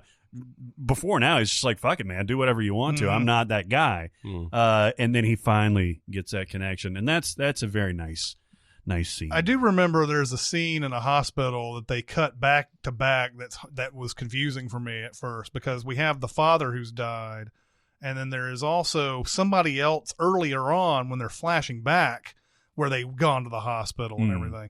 So there was like a back-to-back thing, and I was like, wait a minute, I thought they already went here. And do you know what I'm saying? You know what I'm talking about? What I remember is they're in the present day, and they're talking about him being dead, and that just cuts straight to a hospital room with doctors talking, and it pans over, and the brother's alive, and that's what. Oh, is this a flashback? Oh, yeah. It was a confusing edit. Yeah, it doesn't like dissolve or anything. It just goes straight into it, and you're like, oh, wait a minute. And then you have to sort of reprogram and go, oh, okay, it's a flashback. I get it now. Kyle Chandler's in this movie, too. Yes, he is. Oh, see, I was going to say Ron Livingston. I swear to God, I was looking it up right now. I was like, wow, it's another Ron Livingston. Oh. Yeah. Very, very emotionally wrought movie. It's great. But it goes up against Interstellar. When this movie came out, did it have high regard, or were people shitting on it? I feel like I remember people not liking this. Okay, well, here's what I think. I think the critics liked it, but I think the general public thought the love thing was hokey. Yeah. And that got a lot of play online. And even me, when I first came out of that movie, Same I was here. the same way. Same but here. now I've seen it 7 or 8 times, and everything in that movie is fucking perfect. Even the fact that it takes almost like an hour before they even go to space. And crazily enough, that whole thing, I mean, Anne Hathaway has no idea why she wants to go to the planet with the guy that she loves on it. It turns out that's the right planet. The whole movie is set up on that theme. You can't measure it. You can't figure. You don't know exactly how. You don't exactly know how to measure love, but it is a real intangible force and everything. I don't think they go. I think when McConaughey's going through the Tesseract and is like talking to the robot and it's like and he's like, love, man, love, and all that. That part It is quantifiable. A little hokey to me. The Tesseract itself, I'm like still like, the future people could have done something better than this, right? Yeah. They could have like told this message without the Tesseract and having people go all the way to a fucking black hole. That's true. Yeah. They do make him work for it. And then he's got to fucking do Morse code on his like fucking watch. It's like, look, we've got the answers for your planet, but we ain't making this shit easy. You're going to have to meet us halfway, motherfuckers. We're going to put this wormhole by Saturn. But dude, you're on your fucking own. Yeah. and then you just have to figure out how it works. Man, this is one of those movies. I mean, the way Nolan does this, it reminds me of how I feel like during The Prestige. There's some sort of drug-like quality to the way he makes these movies. The music is always there. The music goes along with the editing, and it's like that. There's a scene. I think there's a sequence that's about 20 to 30 minutes in this movie, where you have on the ground you have Jessica Chastain telling Casey Affleck that his son is very sick and needs burning the cornfield. Yeah, she goes and burns the cornfield. She's actually she drives away in a huff because they have this big argument, this real big blow up argument, and then she's just gonna go, but then she's like driving down the road, and she just pulls off, and burns the cornfield so that it'll distract them, so that she can come back and go into her room and start figuring the problem out. During this, they're on that planet with Matt Damon. Yeah. And there's the whole Matt Damon thing. And they're like, well, we're going to have to do this and that. And Matt Damon's like, this planet is not the place where we need to be. And he's hatching his little his little plot where he wants to get off the planet and leave them essentially. Yeah, he wants to convince them that it is the place to be, that yeah. it's habitable. Right. And so they're going off into he's walking with McConaughey to some place where apparently he found like water or something. Something like that. Yeah, it's like a marker. It's a place to set up base camp or whatever. Yeah. And so there's all that, and then of course all the what do they call that robot? It's not SARS. It's TARS. TARS. I know it was something R's. But there's a point where like the one guy is working on TARS and everything, and he realizes that this was sabotaged and everything, and then when it blows up, and then that blows up. Damon starts fighting McConaughey. Yep. It comes back down to the cornfield stuff. She's going through all the the bookshelf thing and trying to figure out. It's just like Inception, where you've got the three different climaxes playing at different levels of time. Like he's a fucking genius, man. Yeah. Him and Fincher are on a different level, and even though I didn't vote for Dunkirk, I'm geeked for any Nolan film because of shit like that. Because he thinks through it before he ever even starts filming anything. It finally gets to the point where Damon is in that ship and he's flying towards the Endeavor? Endurance. You go into the Endurance, and he's trying to dock with that and everything. Of course, that ends with him blowing up and everything. And then finally, Jessica Chastain learning what she needs to learn about the. And by the time that all happens, that felt like Mad Max Fury Road. Oh yeah. Because that's a point where there's so much at stake going on all at once, and it lasts forever. Yeah. And it doesn't feel like forever. It just feels like you'll if you take note of what time it is when it starts, and then you take note of what time it is when it ends, you're like, holy shit, did really that much time go by? That spinning scene where they have to spin their ship at the same rate as what was it? Endurance. In order to dock is just science fiction. No, yeah, it's awesomeness. Yes. That's the end. That's where you can take a breath, is when they finally get it out of orbit and all that stuff. But that Damon scene where he can't dock successfully, it's so perfect because he starts this grandiose speech to Anne Hathaway, and he's like, this is for mankind and everything. There's a moment, and then he blows up. Yeah. Oh shit! And then sudden Wes Bentley is in this. Sudden Wes Bentley. Sudden it's Topher the best Grace. kind of Wes Bentley. Yeah. Sudden Topher Grace. Yeah. Sudden Timothy Chalamet. Yeah, by the way, I forgot about that. Yeah, who that's plays right. young kid. Casey Affleck. Yes. You have there's a scene there is one scene with Topher Grace that I love in this, is like during that big sequence when Casey Affleck and everybody's coming back to the farm and there's really not much time left and everything. He doesn't know what to do. He goes into the truck and pulls out a tire iron.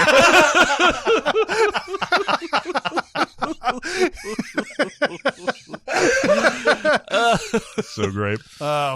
Yeah, the planet where, like so many years go by for every minute that they're down there, that scene wrecks me every time because it's exhilarating, but it's all like mental stuff. I mean, there's action with the wave or what have you, but I get giddy for that like I would like the kitchen fight in the Raid 2, just because the mind-bendingness of that whole math where they come back and dude's been waiting for like 20-some years. Well, he gave up and went back into the sleeping chamber after a while. Fuck yeah, man. Yeah. Oh, it's just no movie has ever tried to give us that kind of a thing. Yeah, before they even go down there, he's like, every minute down there will be X amount of years or whatever, and everybody, there's a big pause, and then he's like, that's relativity, folks. And it's like, and so they go down there, and of course they're down there way longer than they ever intended, and then come back up, and this guy is like got gray hair now and all that. I just feel for that guy so much, being alone for that long and knowing that for them it's just minutes. Yeah. Hey, Chris Pratt couldn't be alone for more than a year on Passengers. That's true. And this guy had 20-some years of being alone with a fucking smart-ass robot. Yeah, exactly. I also like to point out, I said this before, but I think maybe every time we talk Interstellar, I want to point out that he actually planted all that corn so that it would be this authentic-looking practical effect, and then sold it all off for a profit after they were done filming. Nice. Yeah. It's the only viable crop. Sounds like some Nolan to me. Wish they would have done that in Man of Steel or any of the movies with that fucking cornfield. And yeah, you've got, I guess you got Michael Caine. Like, I guess Michael Caine has got an equation that I'm trying to remember if the equation is right, it just doesn't have the right elements to work on Earth. The equation as it's shown is incorrect because it doesn't have it doesn't have time factored in as the actual variable. He solved it years ago and figured out that there was no plan A. And so he under that guise, he sent Matthew McConaughey out to hopefully find another planet, but it's not to find one for everybody on Earth to be on. It's to basically be Adam and Eve with whoever is, out there, and just Matthew McConaughey and Anne Hathaway. My God, that's going to make some pretty babies. They have all those embryos with them too. Oh, I forgot about that. The embryos. That would be a pretty baby. Telling you what, if you had to repopulate the species, you start with those two guys. Well, honey, it's time to fuck. It's time to repopulate. If Chris Pratt from Passengers was on this ship, he'd have thrown away the embryos.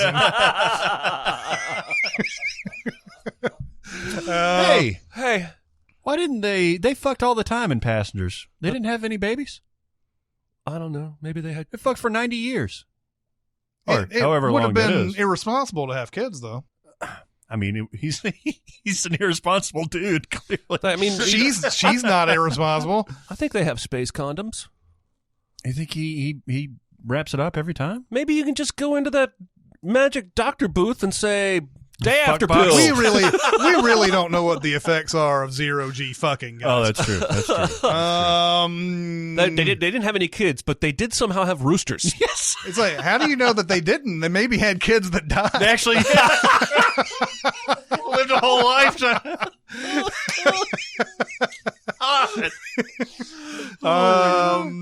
All right, so where are you going to go? Interstellar. Yeah, Interstellar. We'll go on. You're right. Interstellar gets better every time that you watch every time. And that's a fucking rare-ass movie. And I have watched this in the 4K, and it's fucking phenomenal. God, I can only imagine. Interstellar will go up against the winner of what I think is the hardest matchup in this bracket. The 6 seed, Zero Dark 30, and the 11 seed, Black Klansman. Jesus Christ, we still have 3 left. Sorry. Yeah, we went, this is a meaty episode. We went pretty deep on some of these, but so you said Black Klansman and Zero Dark 30. Wow, they're so similar. I make that joke a lot. I had to rewatch these two because of how hard this matchup is. You have you have two movies that are completely dissimilar. And I know that back in, I think it was 2012 when Zero Dark 30 came out, I wanted that to win Best Picture. I thought that was the best. Black Klansman, I can't remember what I picked in that year. That might have been the... that was 2018. Right? Yeah, that might have been the year that I picked Beale Street Could Talk. I think it was. But Zero Dark 30... this was Catherine Bigelow's follow-up to The Hurt Locker. She'd won Best Director. She was the first female to win Best Director. Best Picture 2009. She follows it up with this one, and it's a movie that I think is better than The Hurt Locker. Oh yeah, for sure. It is the story of how we got Bin Laden, and it came out a year after it happened. Yeah, it was really quick. Yeah. They started off she started making a movie about the hunt for Bin Laden, and then they caught Bin Laden during that. So she had to redo a lot of things on the movie to well, it worked out better for the movie that way then. It did. Because her obsession doesn't have any payoff if they don't catch him by the end of the movie. No, yeah, you've got some serious blue balls after that. Well, and I guess the question is, would her character be played this way? I mean, I don't know what the movie was before this, like how it was supposed to go and how it was supposed to end and all that. Jessica Chastain is a force of nature in this movie. Mm-hmm. Oh my God, yes, this is obsession on a different level. you get the sense that she's never sleeping in this movie. Yeah. Like obviously she has to at some point, but like there's probably times where she's up for 60 hours straight or something like that during this, and there's a point. So the movie starts off with the stuff that is covered in last year's The Report, basically the torturing, the stuff that we all know isn't going to work. Now, I remember watching this movie thinking it didn't really say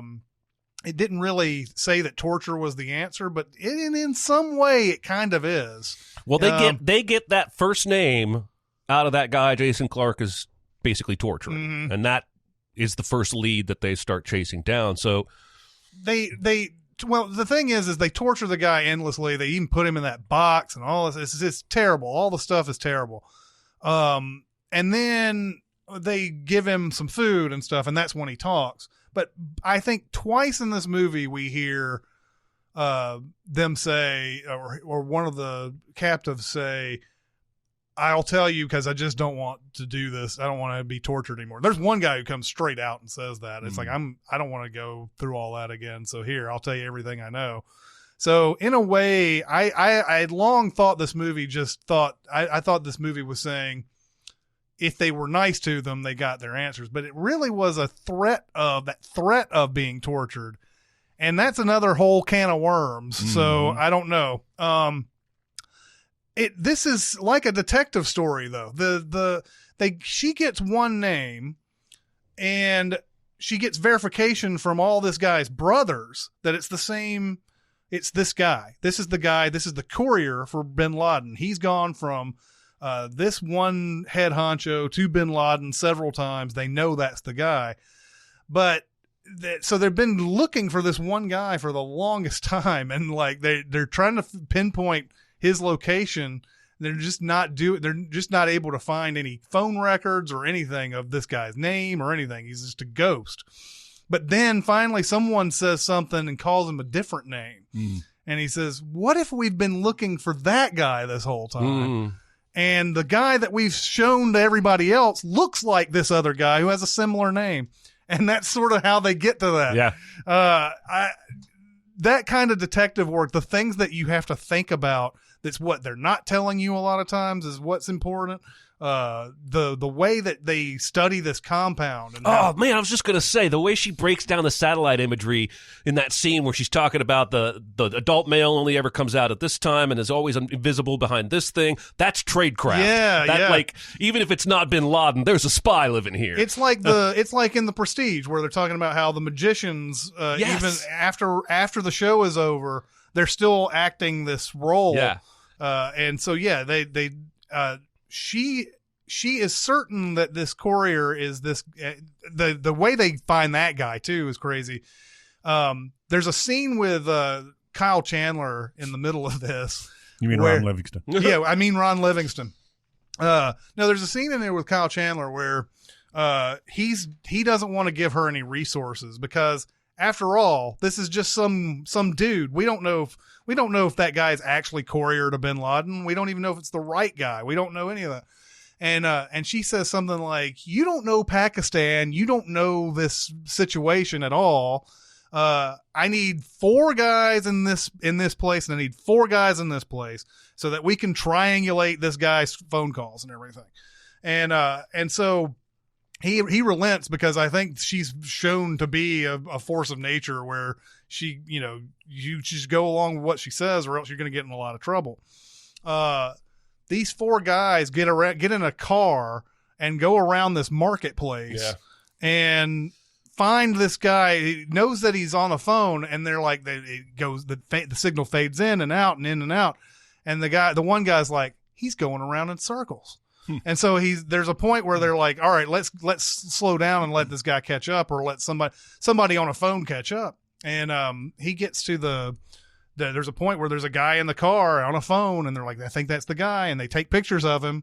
And like, now they have a visual of this guy. And then they see him the next time they see him, they got some spies going around. They know Abbottabad is a place of interest and everything. They have some spies around, and they see the one guy going to this compound, and that's how they get to it. So there's a point where she has to convince everybody that this is definitely Bin Laden's compound, and there's and Gandalf, there's like here's the compound, this is where we think he is. James Gandolfini plays some sort of like Secretary of Defense or something like that. And he asks all these dudes in the room, what do they think? What do they think? What do they think? And then she pipes up and he goes, well, who are you? And she goes, I'm the motherfucker who found this place. And they even go around the room and ask for percentages of certainty. Yeah, and that's she later. has a great line where she says something like 99 because I know absolute certainty scares you people or something like that. Everybody, including Jason Clarke, who is trying to play the game, the politics game and everything, everybody's saying 60%. And Jason Clarke's like 60%. I think it's a soft 60. And you can see the look that Jessica Chastain gives. It was like, I worked with you, motherfucker. You know how hard it is. You know how hard it is to get the resources we need. The fuck are you doing? Yeah. All in one look. And then finally she goes 100%. 100%. That's Bin Laden there. And he goes, okay, 95, because I know that's, you know, and so Gandolfini talks to her, and then there's a scene where she's waiting around with the SEALs with Chris Pratt and Joel Edgerton and all them, and Mark Strong calls her and says, I want you to be the first to know they're going to do this shit tonight. Oh. And you see all these Navy SEALs, they don't even know they're like playing horseshoes and shit. Yeah. Love that stuff. Also love the fact that Mark Strong and Jeremy Strong are in this movie. And there's a scene where Mark Strong is right next to Jeremy Strong. I don't think they're even related, but I just thought that was fun. It's very interesting. Yeah. It's so interesting. But this movie just, especially once it gets to the raid and everything, that it gets so quiet. God, I love it. Yeah. Summer. Yeah. There's a point where when they do that, they say Osama, and the guy the door opens and just barely somebody peeks in and boom, boom, they just get him. And then like after everything is settled down and everything, one of the guys is like, do you know who you just killed? and it was just to this guy, it's just a routine thing. He even says, I killed the guy on the third floor. I killed the guy on the third floor. He doesn't even refer to him by name. This movie is so good. When in reality, I believe somebody from the real team like claimed to have been the shooter and tried to sell a book, and then there was controversy about it. There was controversy as to who did it. I don't think the military wants you to know who did it. No. Obviously for terrorism retaliation reasons. Mm-hmm. Yeah. Well, even in this movie, they bring that up because she's wearing a hood or a something over her face during all the torture stuff. And then somewhere in there, she decides, I'm not going to wear this anymore. And her face is known because they don't think the situation's going to change. This is during the Bush administration. Right. When Obama comes in and all the talk about torture is starting to come out, of course, all these guys have lawyers now and things like that. And now everybody's saying, this is the girl. This is the girl that is going around looking for us. And it threatens her life at that point. So it goes up against Black Klansman. And this is Spike Lee at his best since, would you say Inside Man was his last great movie before this? Yes, but I think this is even better than that. I think this is as good as Do the Right Thing. Ooh. I don't know if it's as good as Do the Right Thing, but it's up awesome. there. It's awesome. Mm-hmm. I've seen it 3 times. And it's not fun to watch. At least the infiltrating the Nazis scenes where it's entire groups of men just saying racial epithets back and forth over and over and over again. That kind of makes me uncomfortable. I get it. It's probably supposed to make me uncomfortable. But Adam Driver almost steals this whole movie for me. Yeah. Well, he's the one that is sort of on that front line there by necessity. John David Washington is the guy who's on the phone all the time. It is kind of interesting that they did. they didn't really notice differences in voice and everything. They blamed it on the phone being different and everything. But it's a distinct difference. Well, he's only talking to Duke, though, right? He's not talking to the other guys. He talks to the other guys at first. In the beginning, he does, yeah. That's how he gets Driver the Oh, invite. that's But right. he accidentally That's right. uses his real name. Yeah. And he uses the Ron Stallworth name, and they all of them hear him do this on the phone. There, and he goes through some serious, like, ridiculous racial epithets on the phone. And Adam Driver has that look where he's like just slowly looking over to. It's like the slowest head turn ever. But then after the phone call's over, he's like, "Did you just use your real name with that guy?" Yeah. And then they concoct this plan to have Driver be him and infiltrate this KKK outfit. They call themselves the Organization. Yeah. This outfit in Colorado Springs is looking for a terror group of some sort. They're trying to infiltrate a terror group. They first start off with the Black Panthers. And then it moves on to the KKK, and they're looking for somebody who's about to do something in the name of some sort of racial segregation or something. And so, like, the whole thing is Adam Driver trying to figure out if there's an attack, but it seems like everybody's just full of talk. They just always say they want to do things, but they're not really serious about it. There's only like one guy really in that group that does want to do something, and he makes his wife do it. Yes, he does. And so like you see a bunch of people who are cowards in these groups, and even like when he's in like that, it's funny how I don't know if it depends on what race you are, but when you go into the Black Panther part, I always thought like everything that I heard in that meeting was empowering. And any sort of talk about war or anything like that was be prepared for it, not we're going out to do it. Yeah. Whereas the Klan one always felt like we're going to war. We have it. There's a difference in that. But of course, the rhetoric in the Black Panther meeting and everything can be twisted to think because you have to watch out how you communicate a lot of times. And that's the problem, is that people misinterpret things. People who aren't the intended audience misinterpret those type of things, and that's an interesting dynamic that he has to deal with in this whole thing. I do love in this movie when they're trying to burn a cross and have a rally, and they just keep sending the cop car down the street to scare them off over and over again. yeah. I'm telling you, man, there's some just casually funny stuff in here, Yeah. even though it's dealing with disturbing subject matter. It does have some fun at the expense, especially at the expense of Topher Grace's or the David Duke character. Yeah. Showing how buffoonish he is. And then, it starts getting more and more serious and more serious. And you've got the juxtaposition of the Harry Belafonte presentation, basically, or speech during the Klansman watching Birth of a Nation. It's so expertly done. I don't know what Spike Lee has been doing besides Inside Man, for the last like 20 years, but I didn't think he had this in him. Anymore. He's been beefing with the Knicks security, basically. Well, he doesn't want to go watch him anymore, right? Man, Spike Lee movies can be like a drug a lot of times too. When he gets into these, especially the Harry Belafonte thing, and that's going back and forth between him talking about this one guy he knew who got beaten and killed and in front of a whole bunch of people, and the KKK stuff where they're like watching Birth of a Nation and are rooting on the Klansmen that are in that movie and everything, and it just keeps going back and forth. Spike Lee uses this one composer, Terrence Blanchard, a lot, and his music is always bold and dramatic and everything. His 25th Hour is one that I remember especially. I think he may have done He Got Game as well.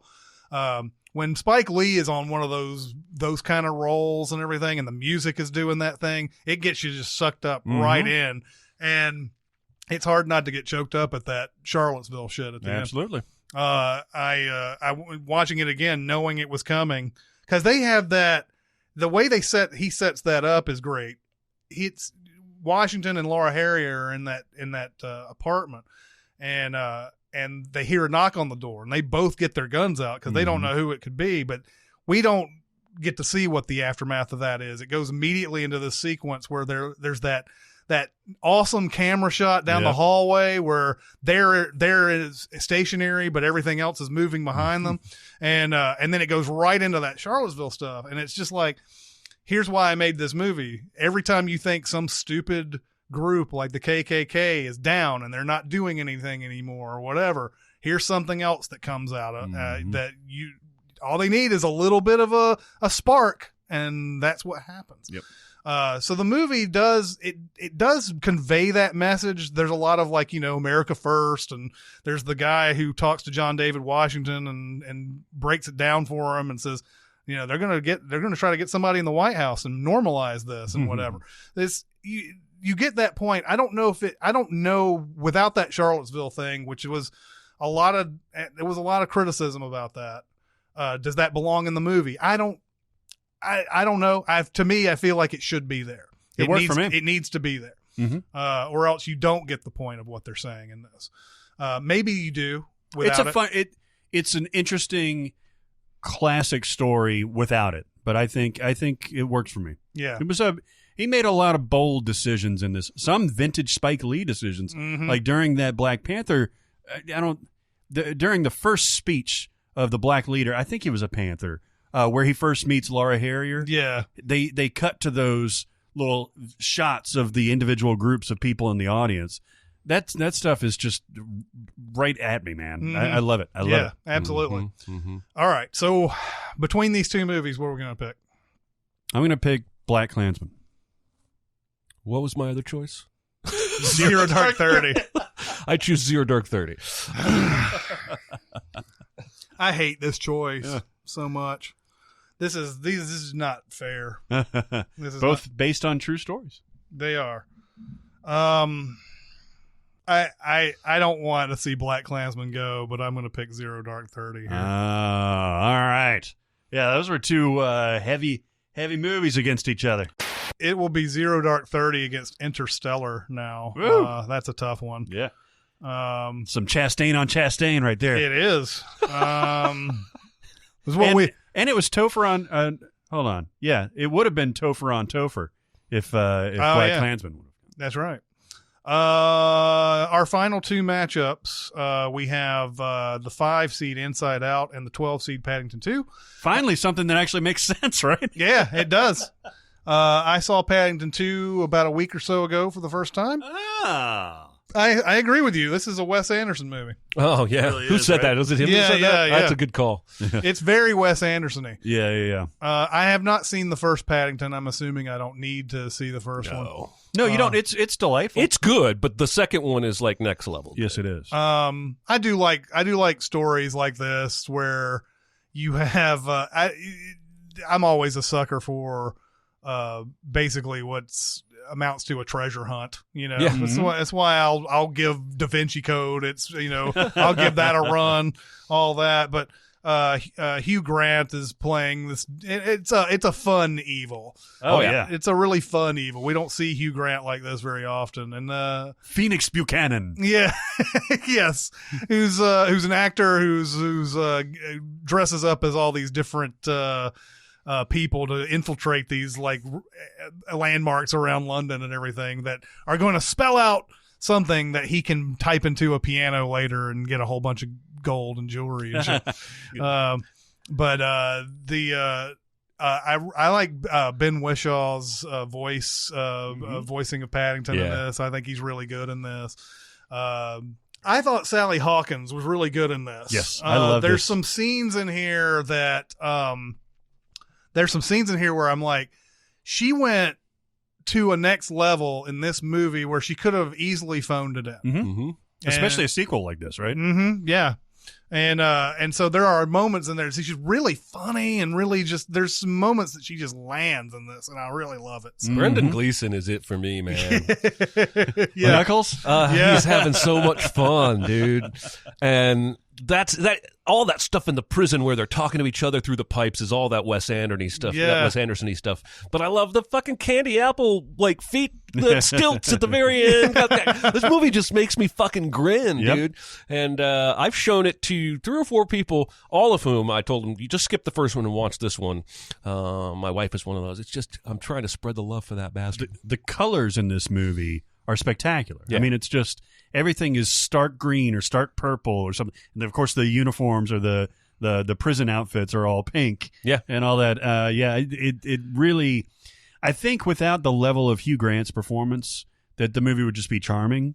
But I'm really, really excited for this phase of the Hugh Grant career. I haven't seen The Gentleman yet. But he's fan-fucking-tastic in The Gentleman. And he's chewing scenery in this movie.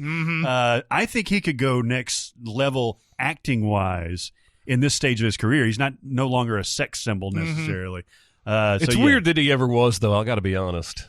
Talking about, I would fuck him back in Hugh the Grant? 90s. Fuck yeah. He's always had a little bit of a dweeby look.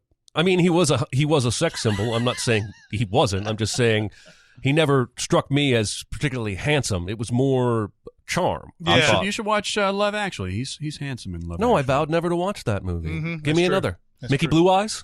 Yeah. 9 months? 9 months. 9 months was the movie that came out the summer of his blowjob. Yeah, that's right. The summer of his blowjob. The summer of blowjobs. It's the summer of blowjobs. It goes up against Inside Out, one of the better Pixar movies that have come out in the last 10 years. Or ever. Yeah. I think you might like it more than me. I love it, but Dicer loves this movie. It's right up there with Finding Nemo for him, and he's the biggest Pixar buff I know. And this movie connected to me more than some Pixar movies because of the whole moving when you're 13 and you have to leave all your friends behind and start a new life. But I still think it's an A-. Like, I don't see the same magic here that I do in WALL-E or the first Toy Story movie or The Good Dinosaur. Joking. Or Ratatouille. And I might be missing something. I've only seen it the 3 times. It does have the biggest laugh Pixar ever gave me when at the very end, when the boy brain freaks out and says, girl. You get your own personal experience, but as a dad, the whole preparing to put his foot down, putting your foot down. He put his foot down. They're like high-fiving each other. But yeah, the idea of having little quote unquote people in our heads that are controlling our emotions and everything.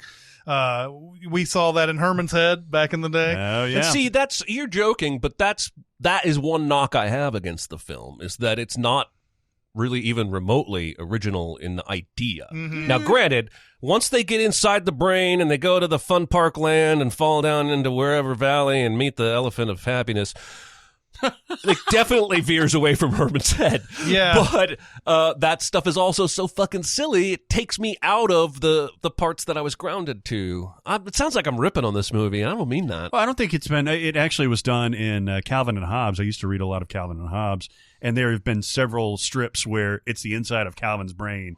And if he trips and falls over, it shows all the people recalculate balance and all that stuff. Yeah. But I've never seen it done with pure emotions. And I don't think you can. You show that, joy eventually has to have some pathos to evolve, and then depression or sadness has to evolve a little bit to function in an adolescent brain. But this is the first time I've seen emotions done like that. And I love it, man. I love the performances. I think Phyllis from The Office is great. Parks and Rec from Leslie Knope. See, now you sound like me now. Amy Poehler. And I think Lewis Black is great. It's kind of played out, but he's great as Rage. And Bill Hader is Anarchy. What is he? He's Fear. He's Fear. Okay. Yeah, he's Fear. Okay. I think you're good. It's good. I feel bad now. And and it has one of the better emotional moments too, where the parents try to talk to the girl and she breaks down. Yeah, that's so good, and it's what pays off a lot of the stuff that's going on in her head and everything. So it has one of the most memorable Pixar emotional moments in it. But all right, what are we going to pick? I'm going to pick Onward. Onward. Well, that's getting good reviews, isn't it? I don't know. I'm wait and see on that movie. Yeah, you can wait for video. I liked it. I liked that movie, but yeah, there's something missing. Something missing from it. Jonathan didn't like it as much as I did. I mean, Jonathan gave it a C. Nice. I got to talk to Jonathan. I'm vote Paddington 2. Oh yeah, Paddington. Because Paddington 2 is a better Paddington movie than Inside Out is a Pixar movie. I don't know what that means. No, I just think works. Paddington 2 has an excess of magic, and it's like literally charm on film. I vote Paddington 2. You're right. What do you think? There's a chance that I have some recency bias here, but I'm going to go with Paddington 2. Oh wow! We keep taking all your options away from you. That's all right. Were you I going would to have gone Inside Out for sure. I got that vibe. I got that vibe. Paddington 2 is. It was funny because I think you were questioning whether it even deserved to be on the bracket when we were first doing this. For sure. Because it really, I mean, besides us and a few other people that I've seen, it hasn't gotten like super praise or anything like that. I saw on a few of those best of the decade lists. But yeah, I think it certainly is one of the most rewatchable Wes Anderson movies. I could watch this more than I could watch Inside Out. Oh, I got you. And the first time I watched Inside Out, I was like, I like this, but there's something about it. I can't put my finger on it. That's not letting me all the way into this movie. I thought it was the most complete Pixar movie I've ever seen. Okay. Well, it's Paddington 2 and an upset. Moving on to our final matchup. Paddington 2 will go up against either the 4th Street, the Wolf of Wall Street, or the 13 seed Bad Times at the El Royale. I think I may have said 4th Street there. There's so many. The 4 seed, the Wolf of Wall Street, and the 13 seed Bad Times at the El Royale.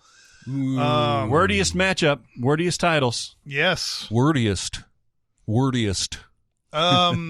This is the best Scorsese movie of the decade for sure, and it's the only one in our bracket, I believe.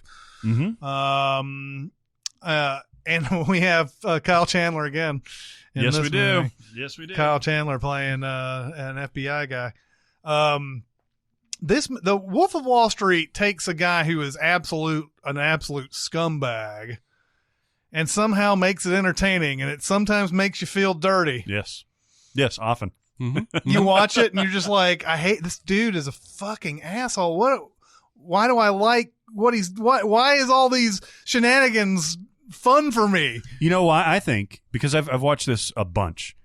I think they set him up, even though as the omniscient narrator, he kind of, shows his hand that he's an asshole, but they show him as kind of a family man and like just a yellow belly at the beginning of the movie, where he's just like, he goes up to his first day at Wall Street. McConaughey takes him out, and he's like, "You jerk off?" He's like, "Yeah, I jerk off." And so he's just completely mesmerized by this whole world. But he is green, and he is like wide-eyed, and he seems to be a good guy. I think he's married at that point to somebody else, and I think that helps excuse some of the excesses later on for some reason. I also think it's by design because he's like this great salesman. He can sell me this pen, right? Like he can sell anybody on anything, and half the movie feels like him, riling up the troops up there on the stage in the office, and I think that that performance is doing that to you in the audience as well, and he's selling you the pen of this character who's actually an asshole, but making you kind of like him. But yeah, the narration is from his perspective, and even though he admits that he does wrong things, you think it's coming from, he kind of justifies it. Like, yeah, I know I did this, but deep down I'm all right. Leonardo DiCaprio has probably never been this funny in a movie. No, neither has Scorsese. Yeah, I would agree with both of those statements. Yeah, it's almost a comedy. Yeah, it is. I'd almost say it is, just because of the situations that are in it. Yeah. Like if you put Will Ferrell in this, wouldn't you?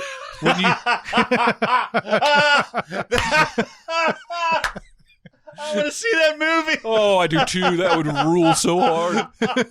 Oh my God! Wow. Will Ferrell fucking Margot Robbie. Well, they recast her with Sherry O'Terry. Oh, that's true. It'd be Sherry O'Terry. You're right. Or Amy Poehler. Yeah. But there's scenes there where DiCaprio is funny and he's not even like saying anything. Like there's a scene in this that is darkly funny to me every time I watch it. It's when they're on the boat and they need to get rescued, and they call a rescue team out or whatever, and then some other ship comes by and saves them, and they get on that ship. And then whatever was going to come and save them crashes in the ocean. And he's like looking out the window and he's like, "Did you see that? That was the plane that came to come save us." Yeah. And he doesn't feel bad. He's just like struck with awe. Like that we would have completely like missed out on being saved if that had happened. This has some of the most memorable shit of the decade, I think. Like the scenes when they're talking about the little people, which is terrible, but it's funny. Yeah. The stuff with him and Rob Reiner. Of course, the stage stuff where he brings like Steve Madden out and he's like, my telephone assassins. And he gets back on stage and he's like, "I want to suck you off right now, Steve. I want to suck you off." And Steve Madden's just like, "Ha ha ha." There is something liberating to the brashness of all this stuff. Like this is just, there's so many things in here where they just say whatever they want to say, they do whatever they want to do, and there's a freedom but without responsibility to that whole thing. And there's something about it. There's lines in there, Jonah Hill, like everybody looking at Margot Robbie for the first time, and like oh my God, I'd fuck her without a condom, and it's like I would fuck her if she had AIDS. Stuff like that. I'm telling you, man, there's some very awful but very funny lines in this thing. Yes, oh, man. But this movie is just entertaining all the way throughout. And again, you have to, by the end of it, you've got to go, that guy's an asshole. Oh yeah. None of this stuff I condone, but it's fun to watch. Oh yeah. No, it's endlessly rewatchable. I've seen this movie probably 5 or 6 times. Oh yeah, for sure. And it's long, but and there are times the only place that it drags is that Quaalude scene that I think just goes on for 20% long. But other than that, man, if it's on, I'm going to watch the rest of it probably. I'm really fascinated right now. Go ahead. Yeah, go ahead. No, go ahead. Were you going to move on? No, go ahead. I don't think I like this movie as much as you guys do. I like it, but you guys, it seems like you guys love it. Yes. And I don't think I ever got there, but it's probably, I only saw it twice. I do own it, so I need to pop it in and watch it again. Yeah. And I remember being exhausted by this movie. Yeah, I can see that. Whereas Bad Times at the El Royale, I think I like way more than you guys do. I think you guys like it, and I think I want to marry it and move to Pluto with it. I think you're probably right. We can talk Pluto. I don't know. I picked a planet. I mean, a not planet. Yeah. We can talk about Bad Times at El Royale. I rewatched this because this is a movie that I really do like. It was going up against Wolf of Wall Street, though, and I was like, well, how do I really compare these two? I haven't not seen Bad Times since I bought it on Blu-ray way back in the day and watched it then. And so it had come on cable a couple of times. I'd seen a few scenes while it was on HBO during its HBO run. Watched it again, and what stood out to me this time, and I still like it. It just seems like it's way too long for what it is. It's 2:20, and there's just, and it's like this story seems like it should resolve faster. There are scenes now. I can't blame a movie that tries to make Cynthia Erivo a star. She's fan-fucking-tastic. I want to see her in everything. But man, there are 3 or 4 scenes where they're like, well, let's just let you sing for 7 minutes at a time. Yeah. and she's great at it. It's just that I want to see a movie. I think I feel like this is the inventiveness of Cabin in the Woods. Drew Goddard, again, by the way, is the reason I'm making all the way through in terms of the pacing and the reveals, and it's almost like a book. These are little chapters or vignettes at this hotel, and every one of them builds on what has come prior, and many of them twist what has come prior. So the scene where she's singing and clapping so that Jeff Bridges on the floor between the beds can hit a hammer to get under the floor, and 50 Shades is outside the double mirror with the gun.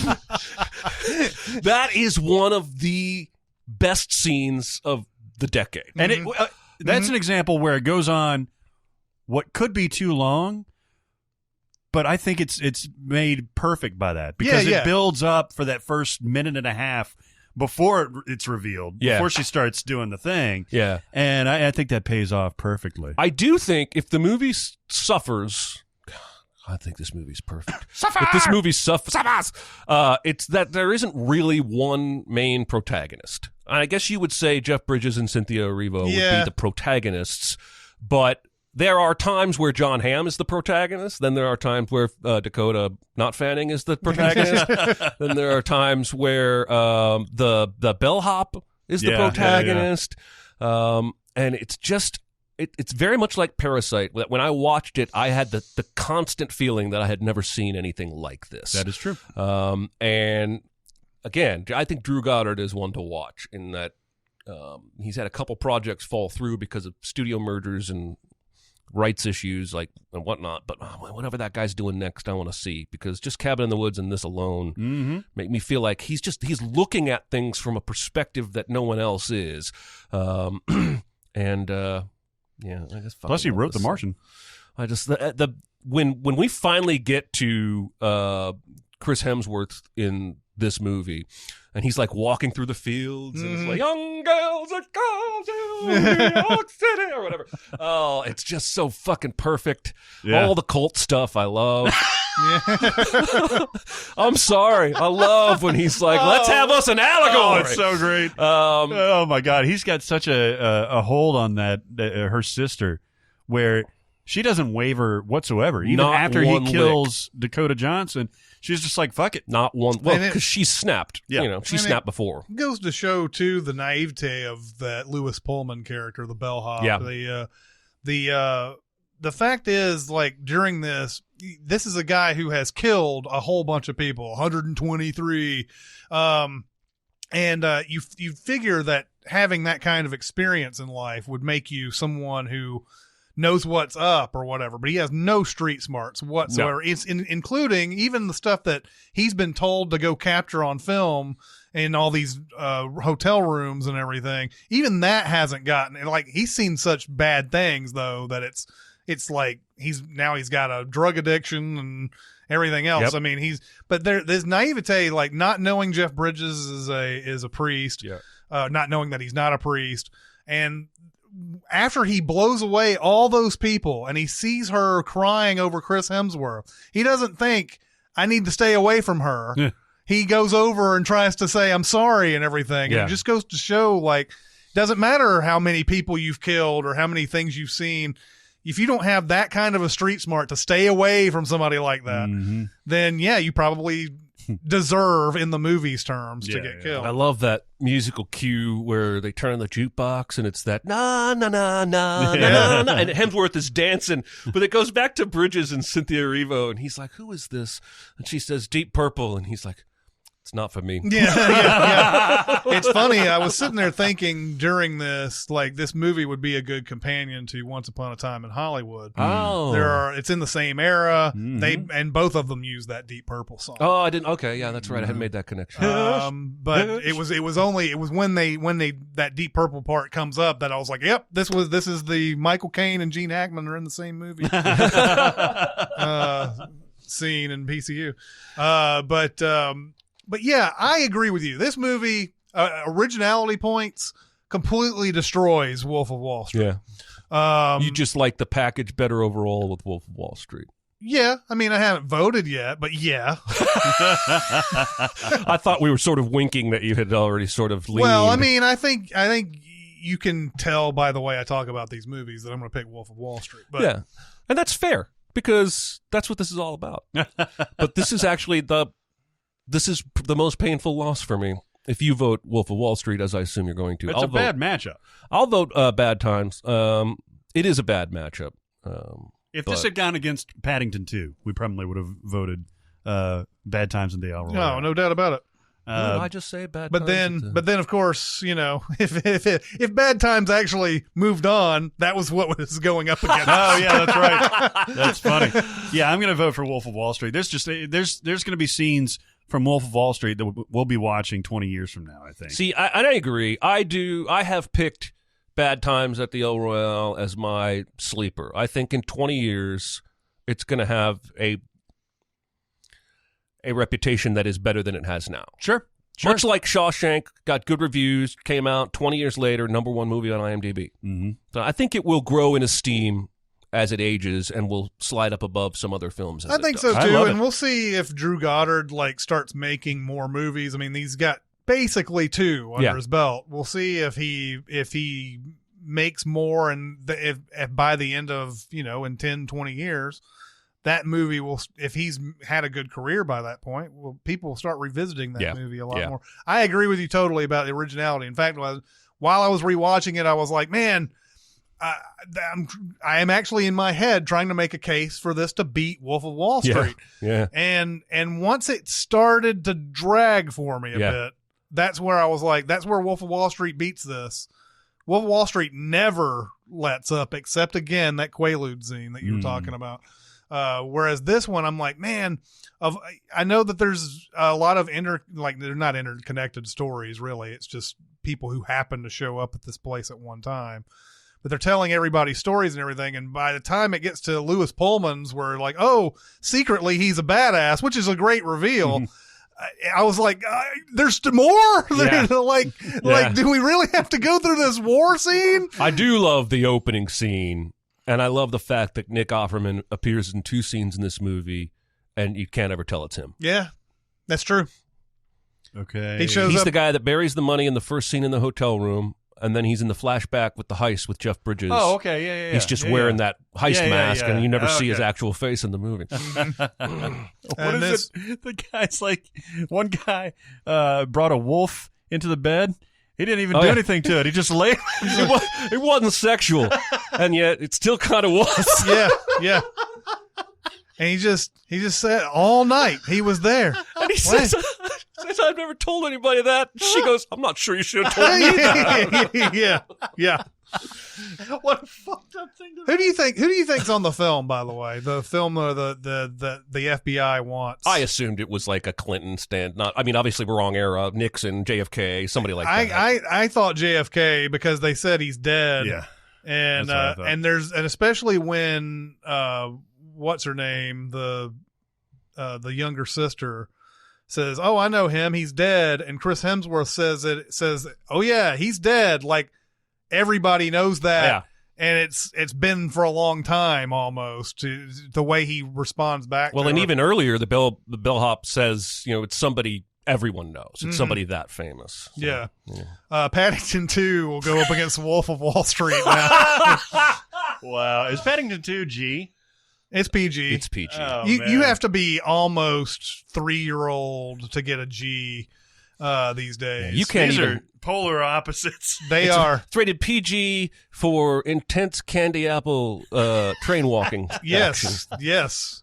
Okay. So what did you guys think? These things are so hard. Even if we get unanimous decisions, they're hard. They're hard. They're hard to go through, man. It feels like it's personal a lot of times, and it's not personal. It's just business. Yeah.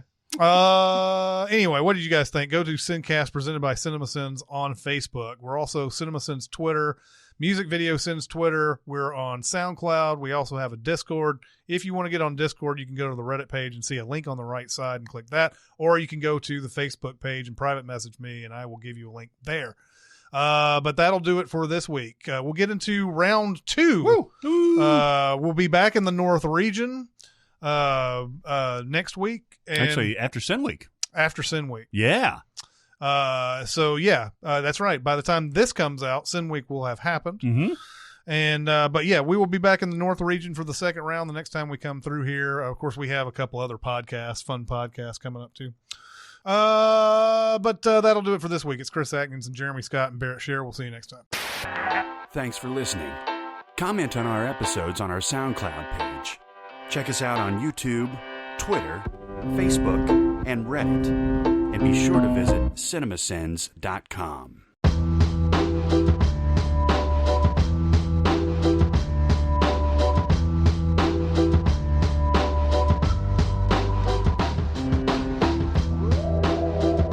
And I was like, okay, well, you know, I mean, I'm not that super serious about it. Yeah.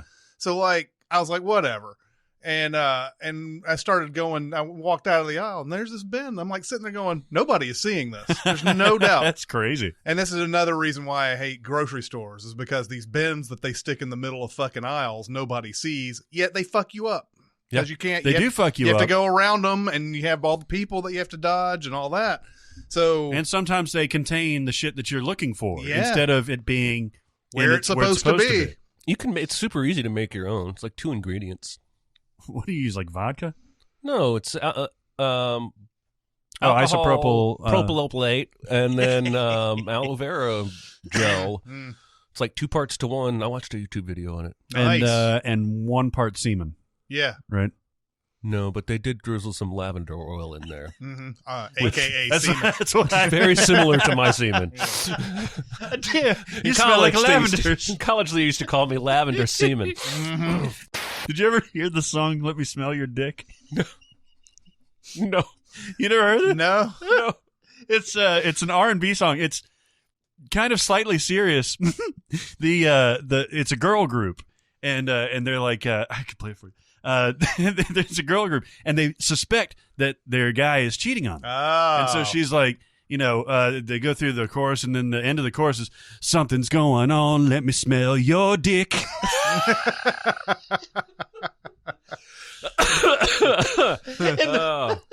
The video's funny as hell too, because they're like all in like TLC garb and like flowing pajamas, and they're all being sexy and like, let me smell your dick. I'm gonna have to use that on my wife. Yeah.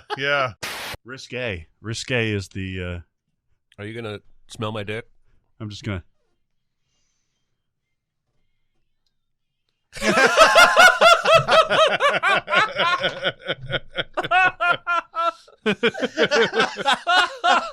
How did you hear the song? Dude, I heard that fucking 10 years ago or something like Really? that. More than that. They're It so wasn't sincere. radio play. No. Like, I thought it was going to be tongue in cheek, but they're like trying to sing a song. So I'm just trying to figure out. That's why I'm trying to figure out how you came across it. I think it actually probably was at the hospital. Just playing it over the PA. No,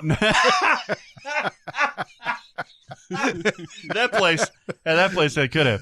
No, it was one of the nurses. She came in and she was singing it. And I was like, "What the fuck is this?" Just like, it's this song that I just heard. Somebody played it for me. Okay. I have stories that I can't tell. Yeah, I'm sure. Oh my god! Let me smell your dick. Yeah, now that's going to be in our head all day. I'm going to be doing it all day. She's all pissed off. I'm going to be like, yeah, what does the dick smell like?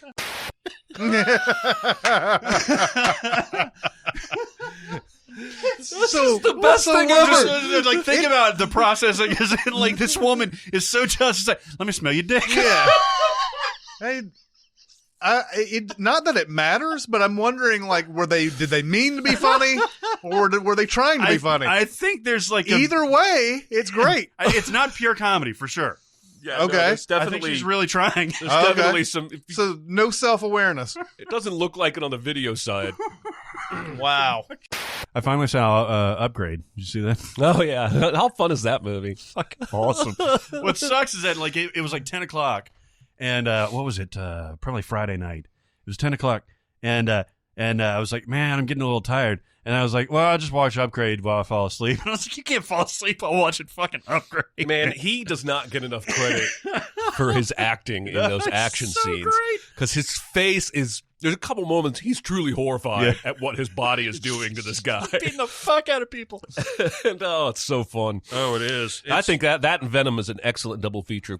Yeah, it's so much better than Venom, though. It is, but Venom is almost as much fun. Yeah. Just because it's so insane. Yeah. I like how you're leaving the tab up with the Smell Your Dick song. No, did you close it? No, all right. just insert it every once in a while. Going to need that later. I'm going to keep that tab open. That's right.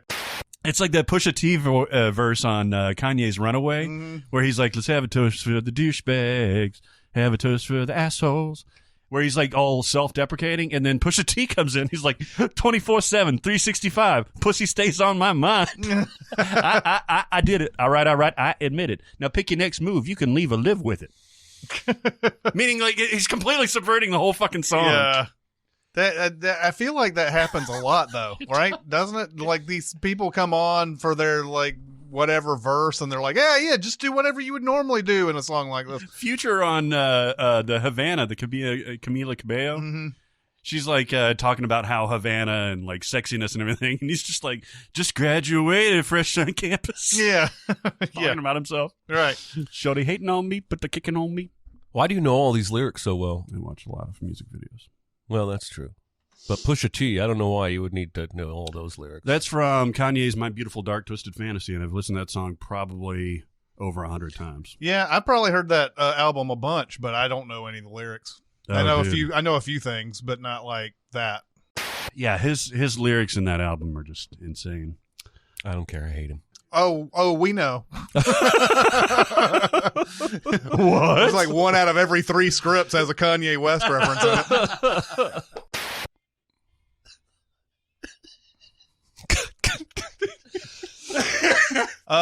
So question, when you said PCP, you meant personal care physician, Yes. right? I had the same. I don't think I've heard it initialized like that. Oh, really? And I didn't know if that was common, because when you says you can't get to your PCP, I was like, The tornado took away my drugs. My jelly beans. My jelly beans. Those jelly beans, they weren't really jelly beans. Oh my god. God, he has the grossest line in that when he's tied up. He's Oh. like, I'll suck your dick. I cradle the balls, lick the shaft, and swallow the gravy. Yeah. God. Why are we laughing? I don't know. I think it's one of those, it's a gallows humor thing. Jesus. It's so inappropriate. Well, that's probably not an appropriate joke. Would you cut that for me? Yes. Let me see your dick. I like how it doesn't feel raunchy. It just feels very innocent. Like, let me smell your dick. If you were innocent, you'd let me smell your dick.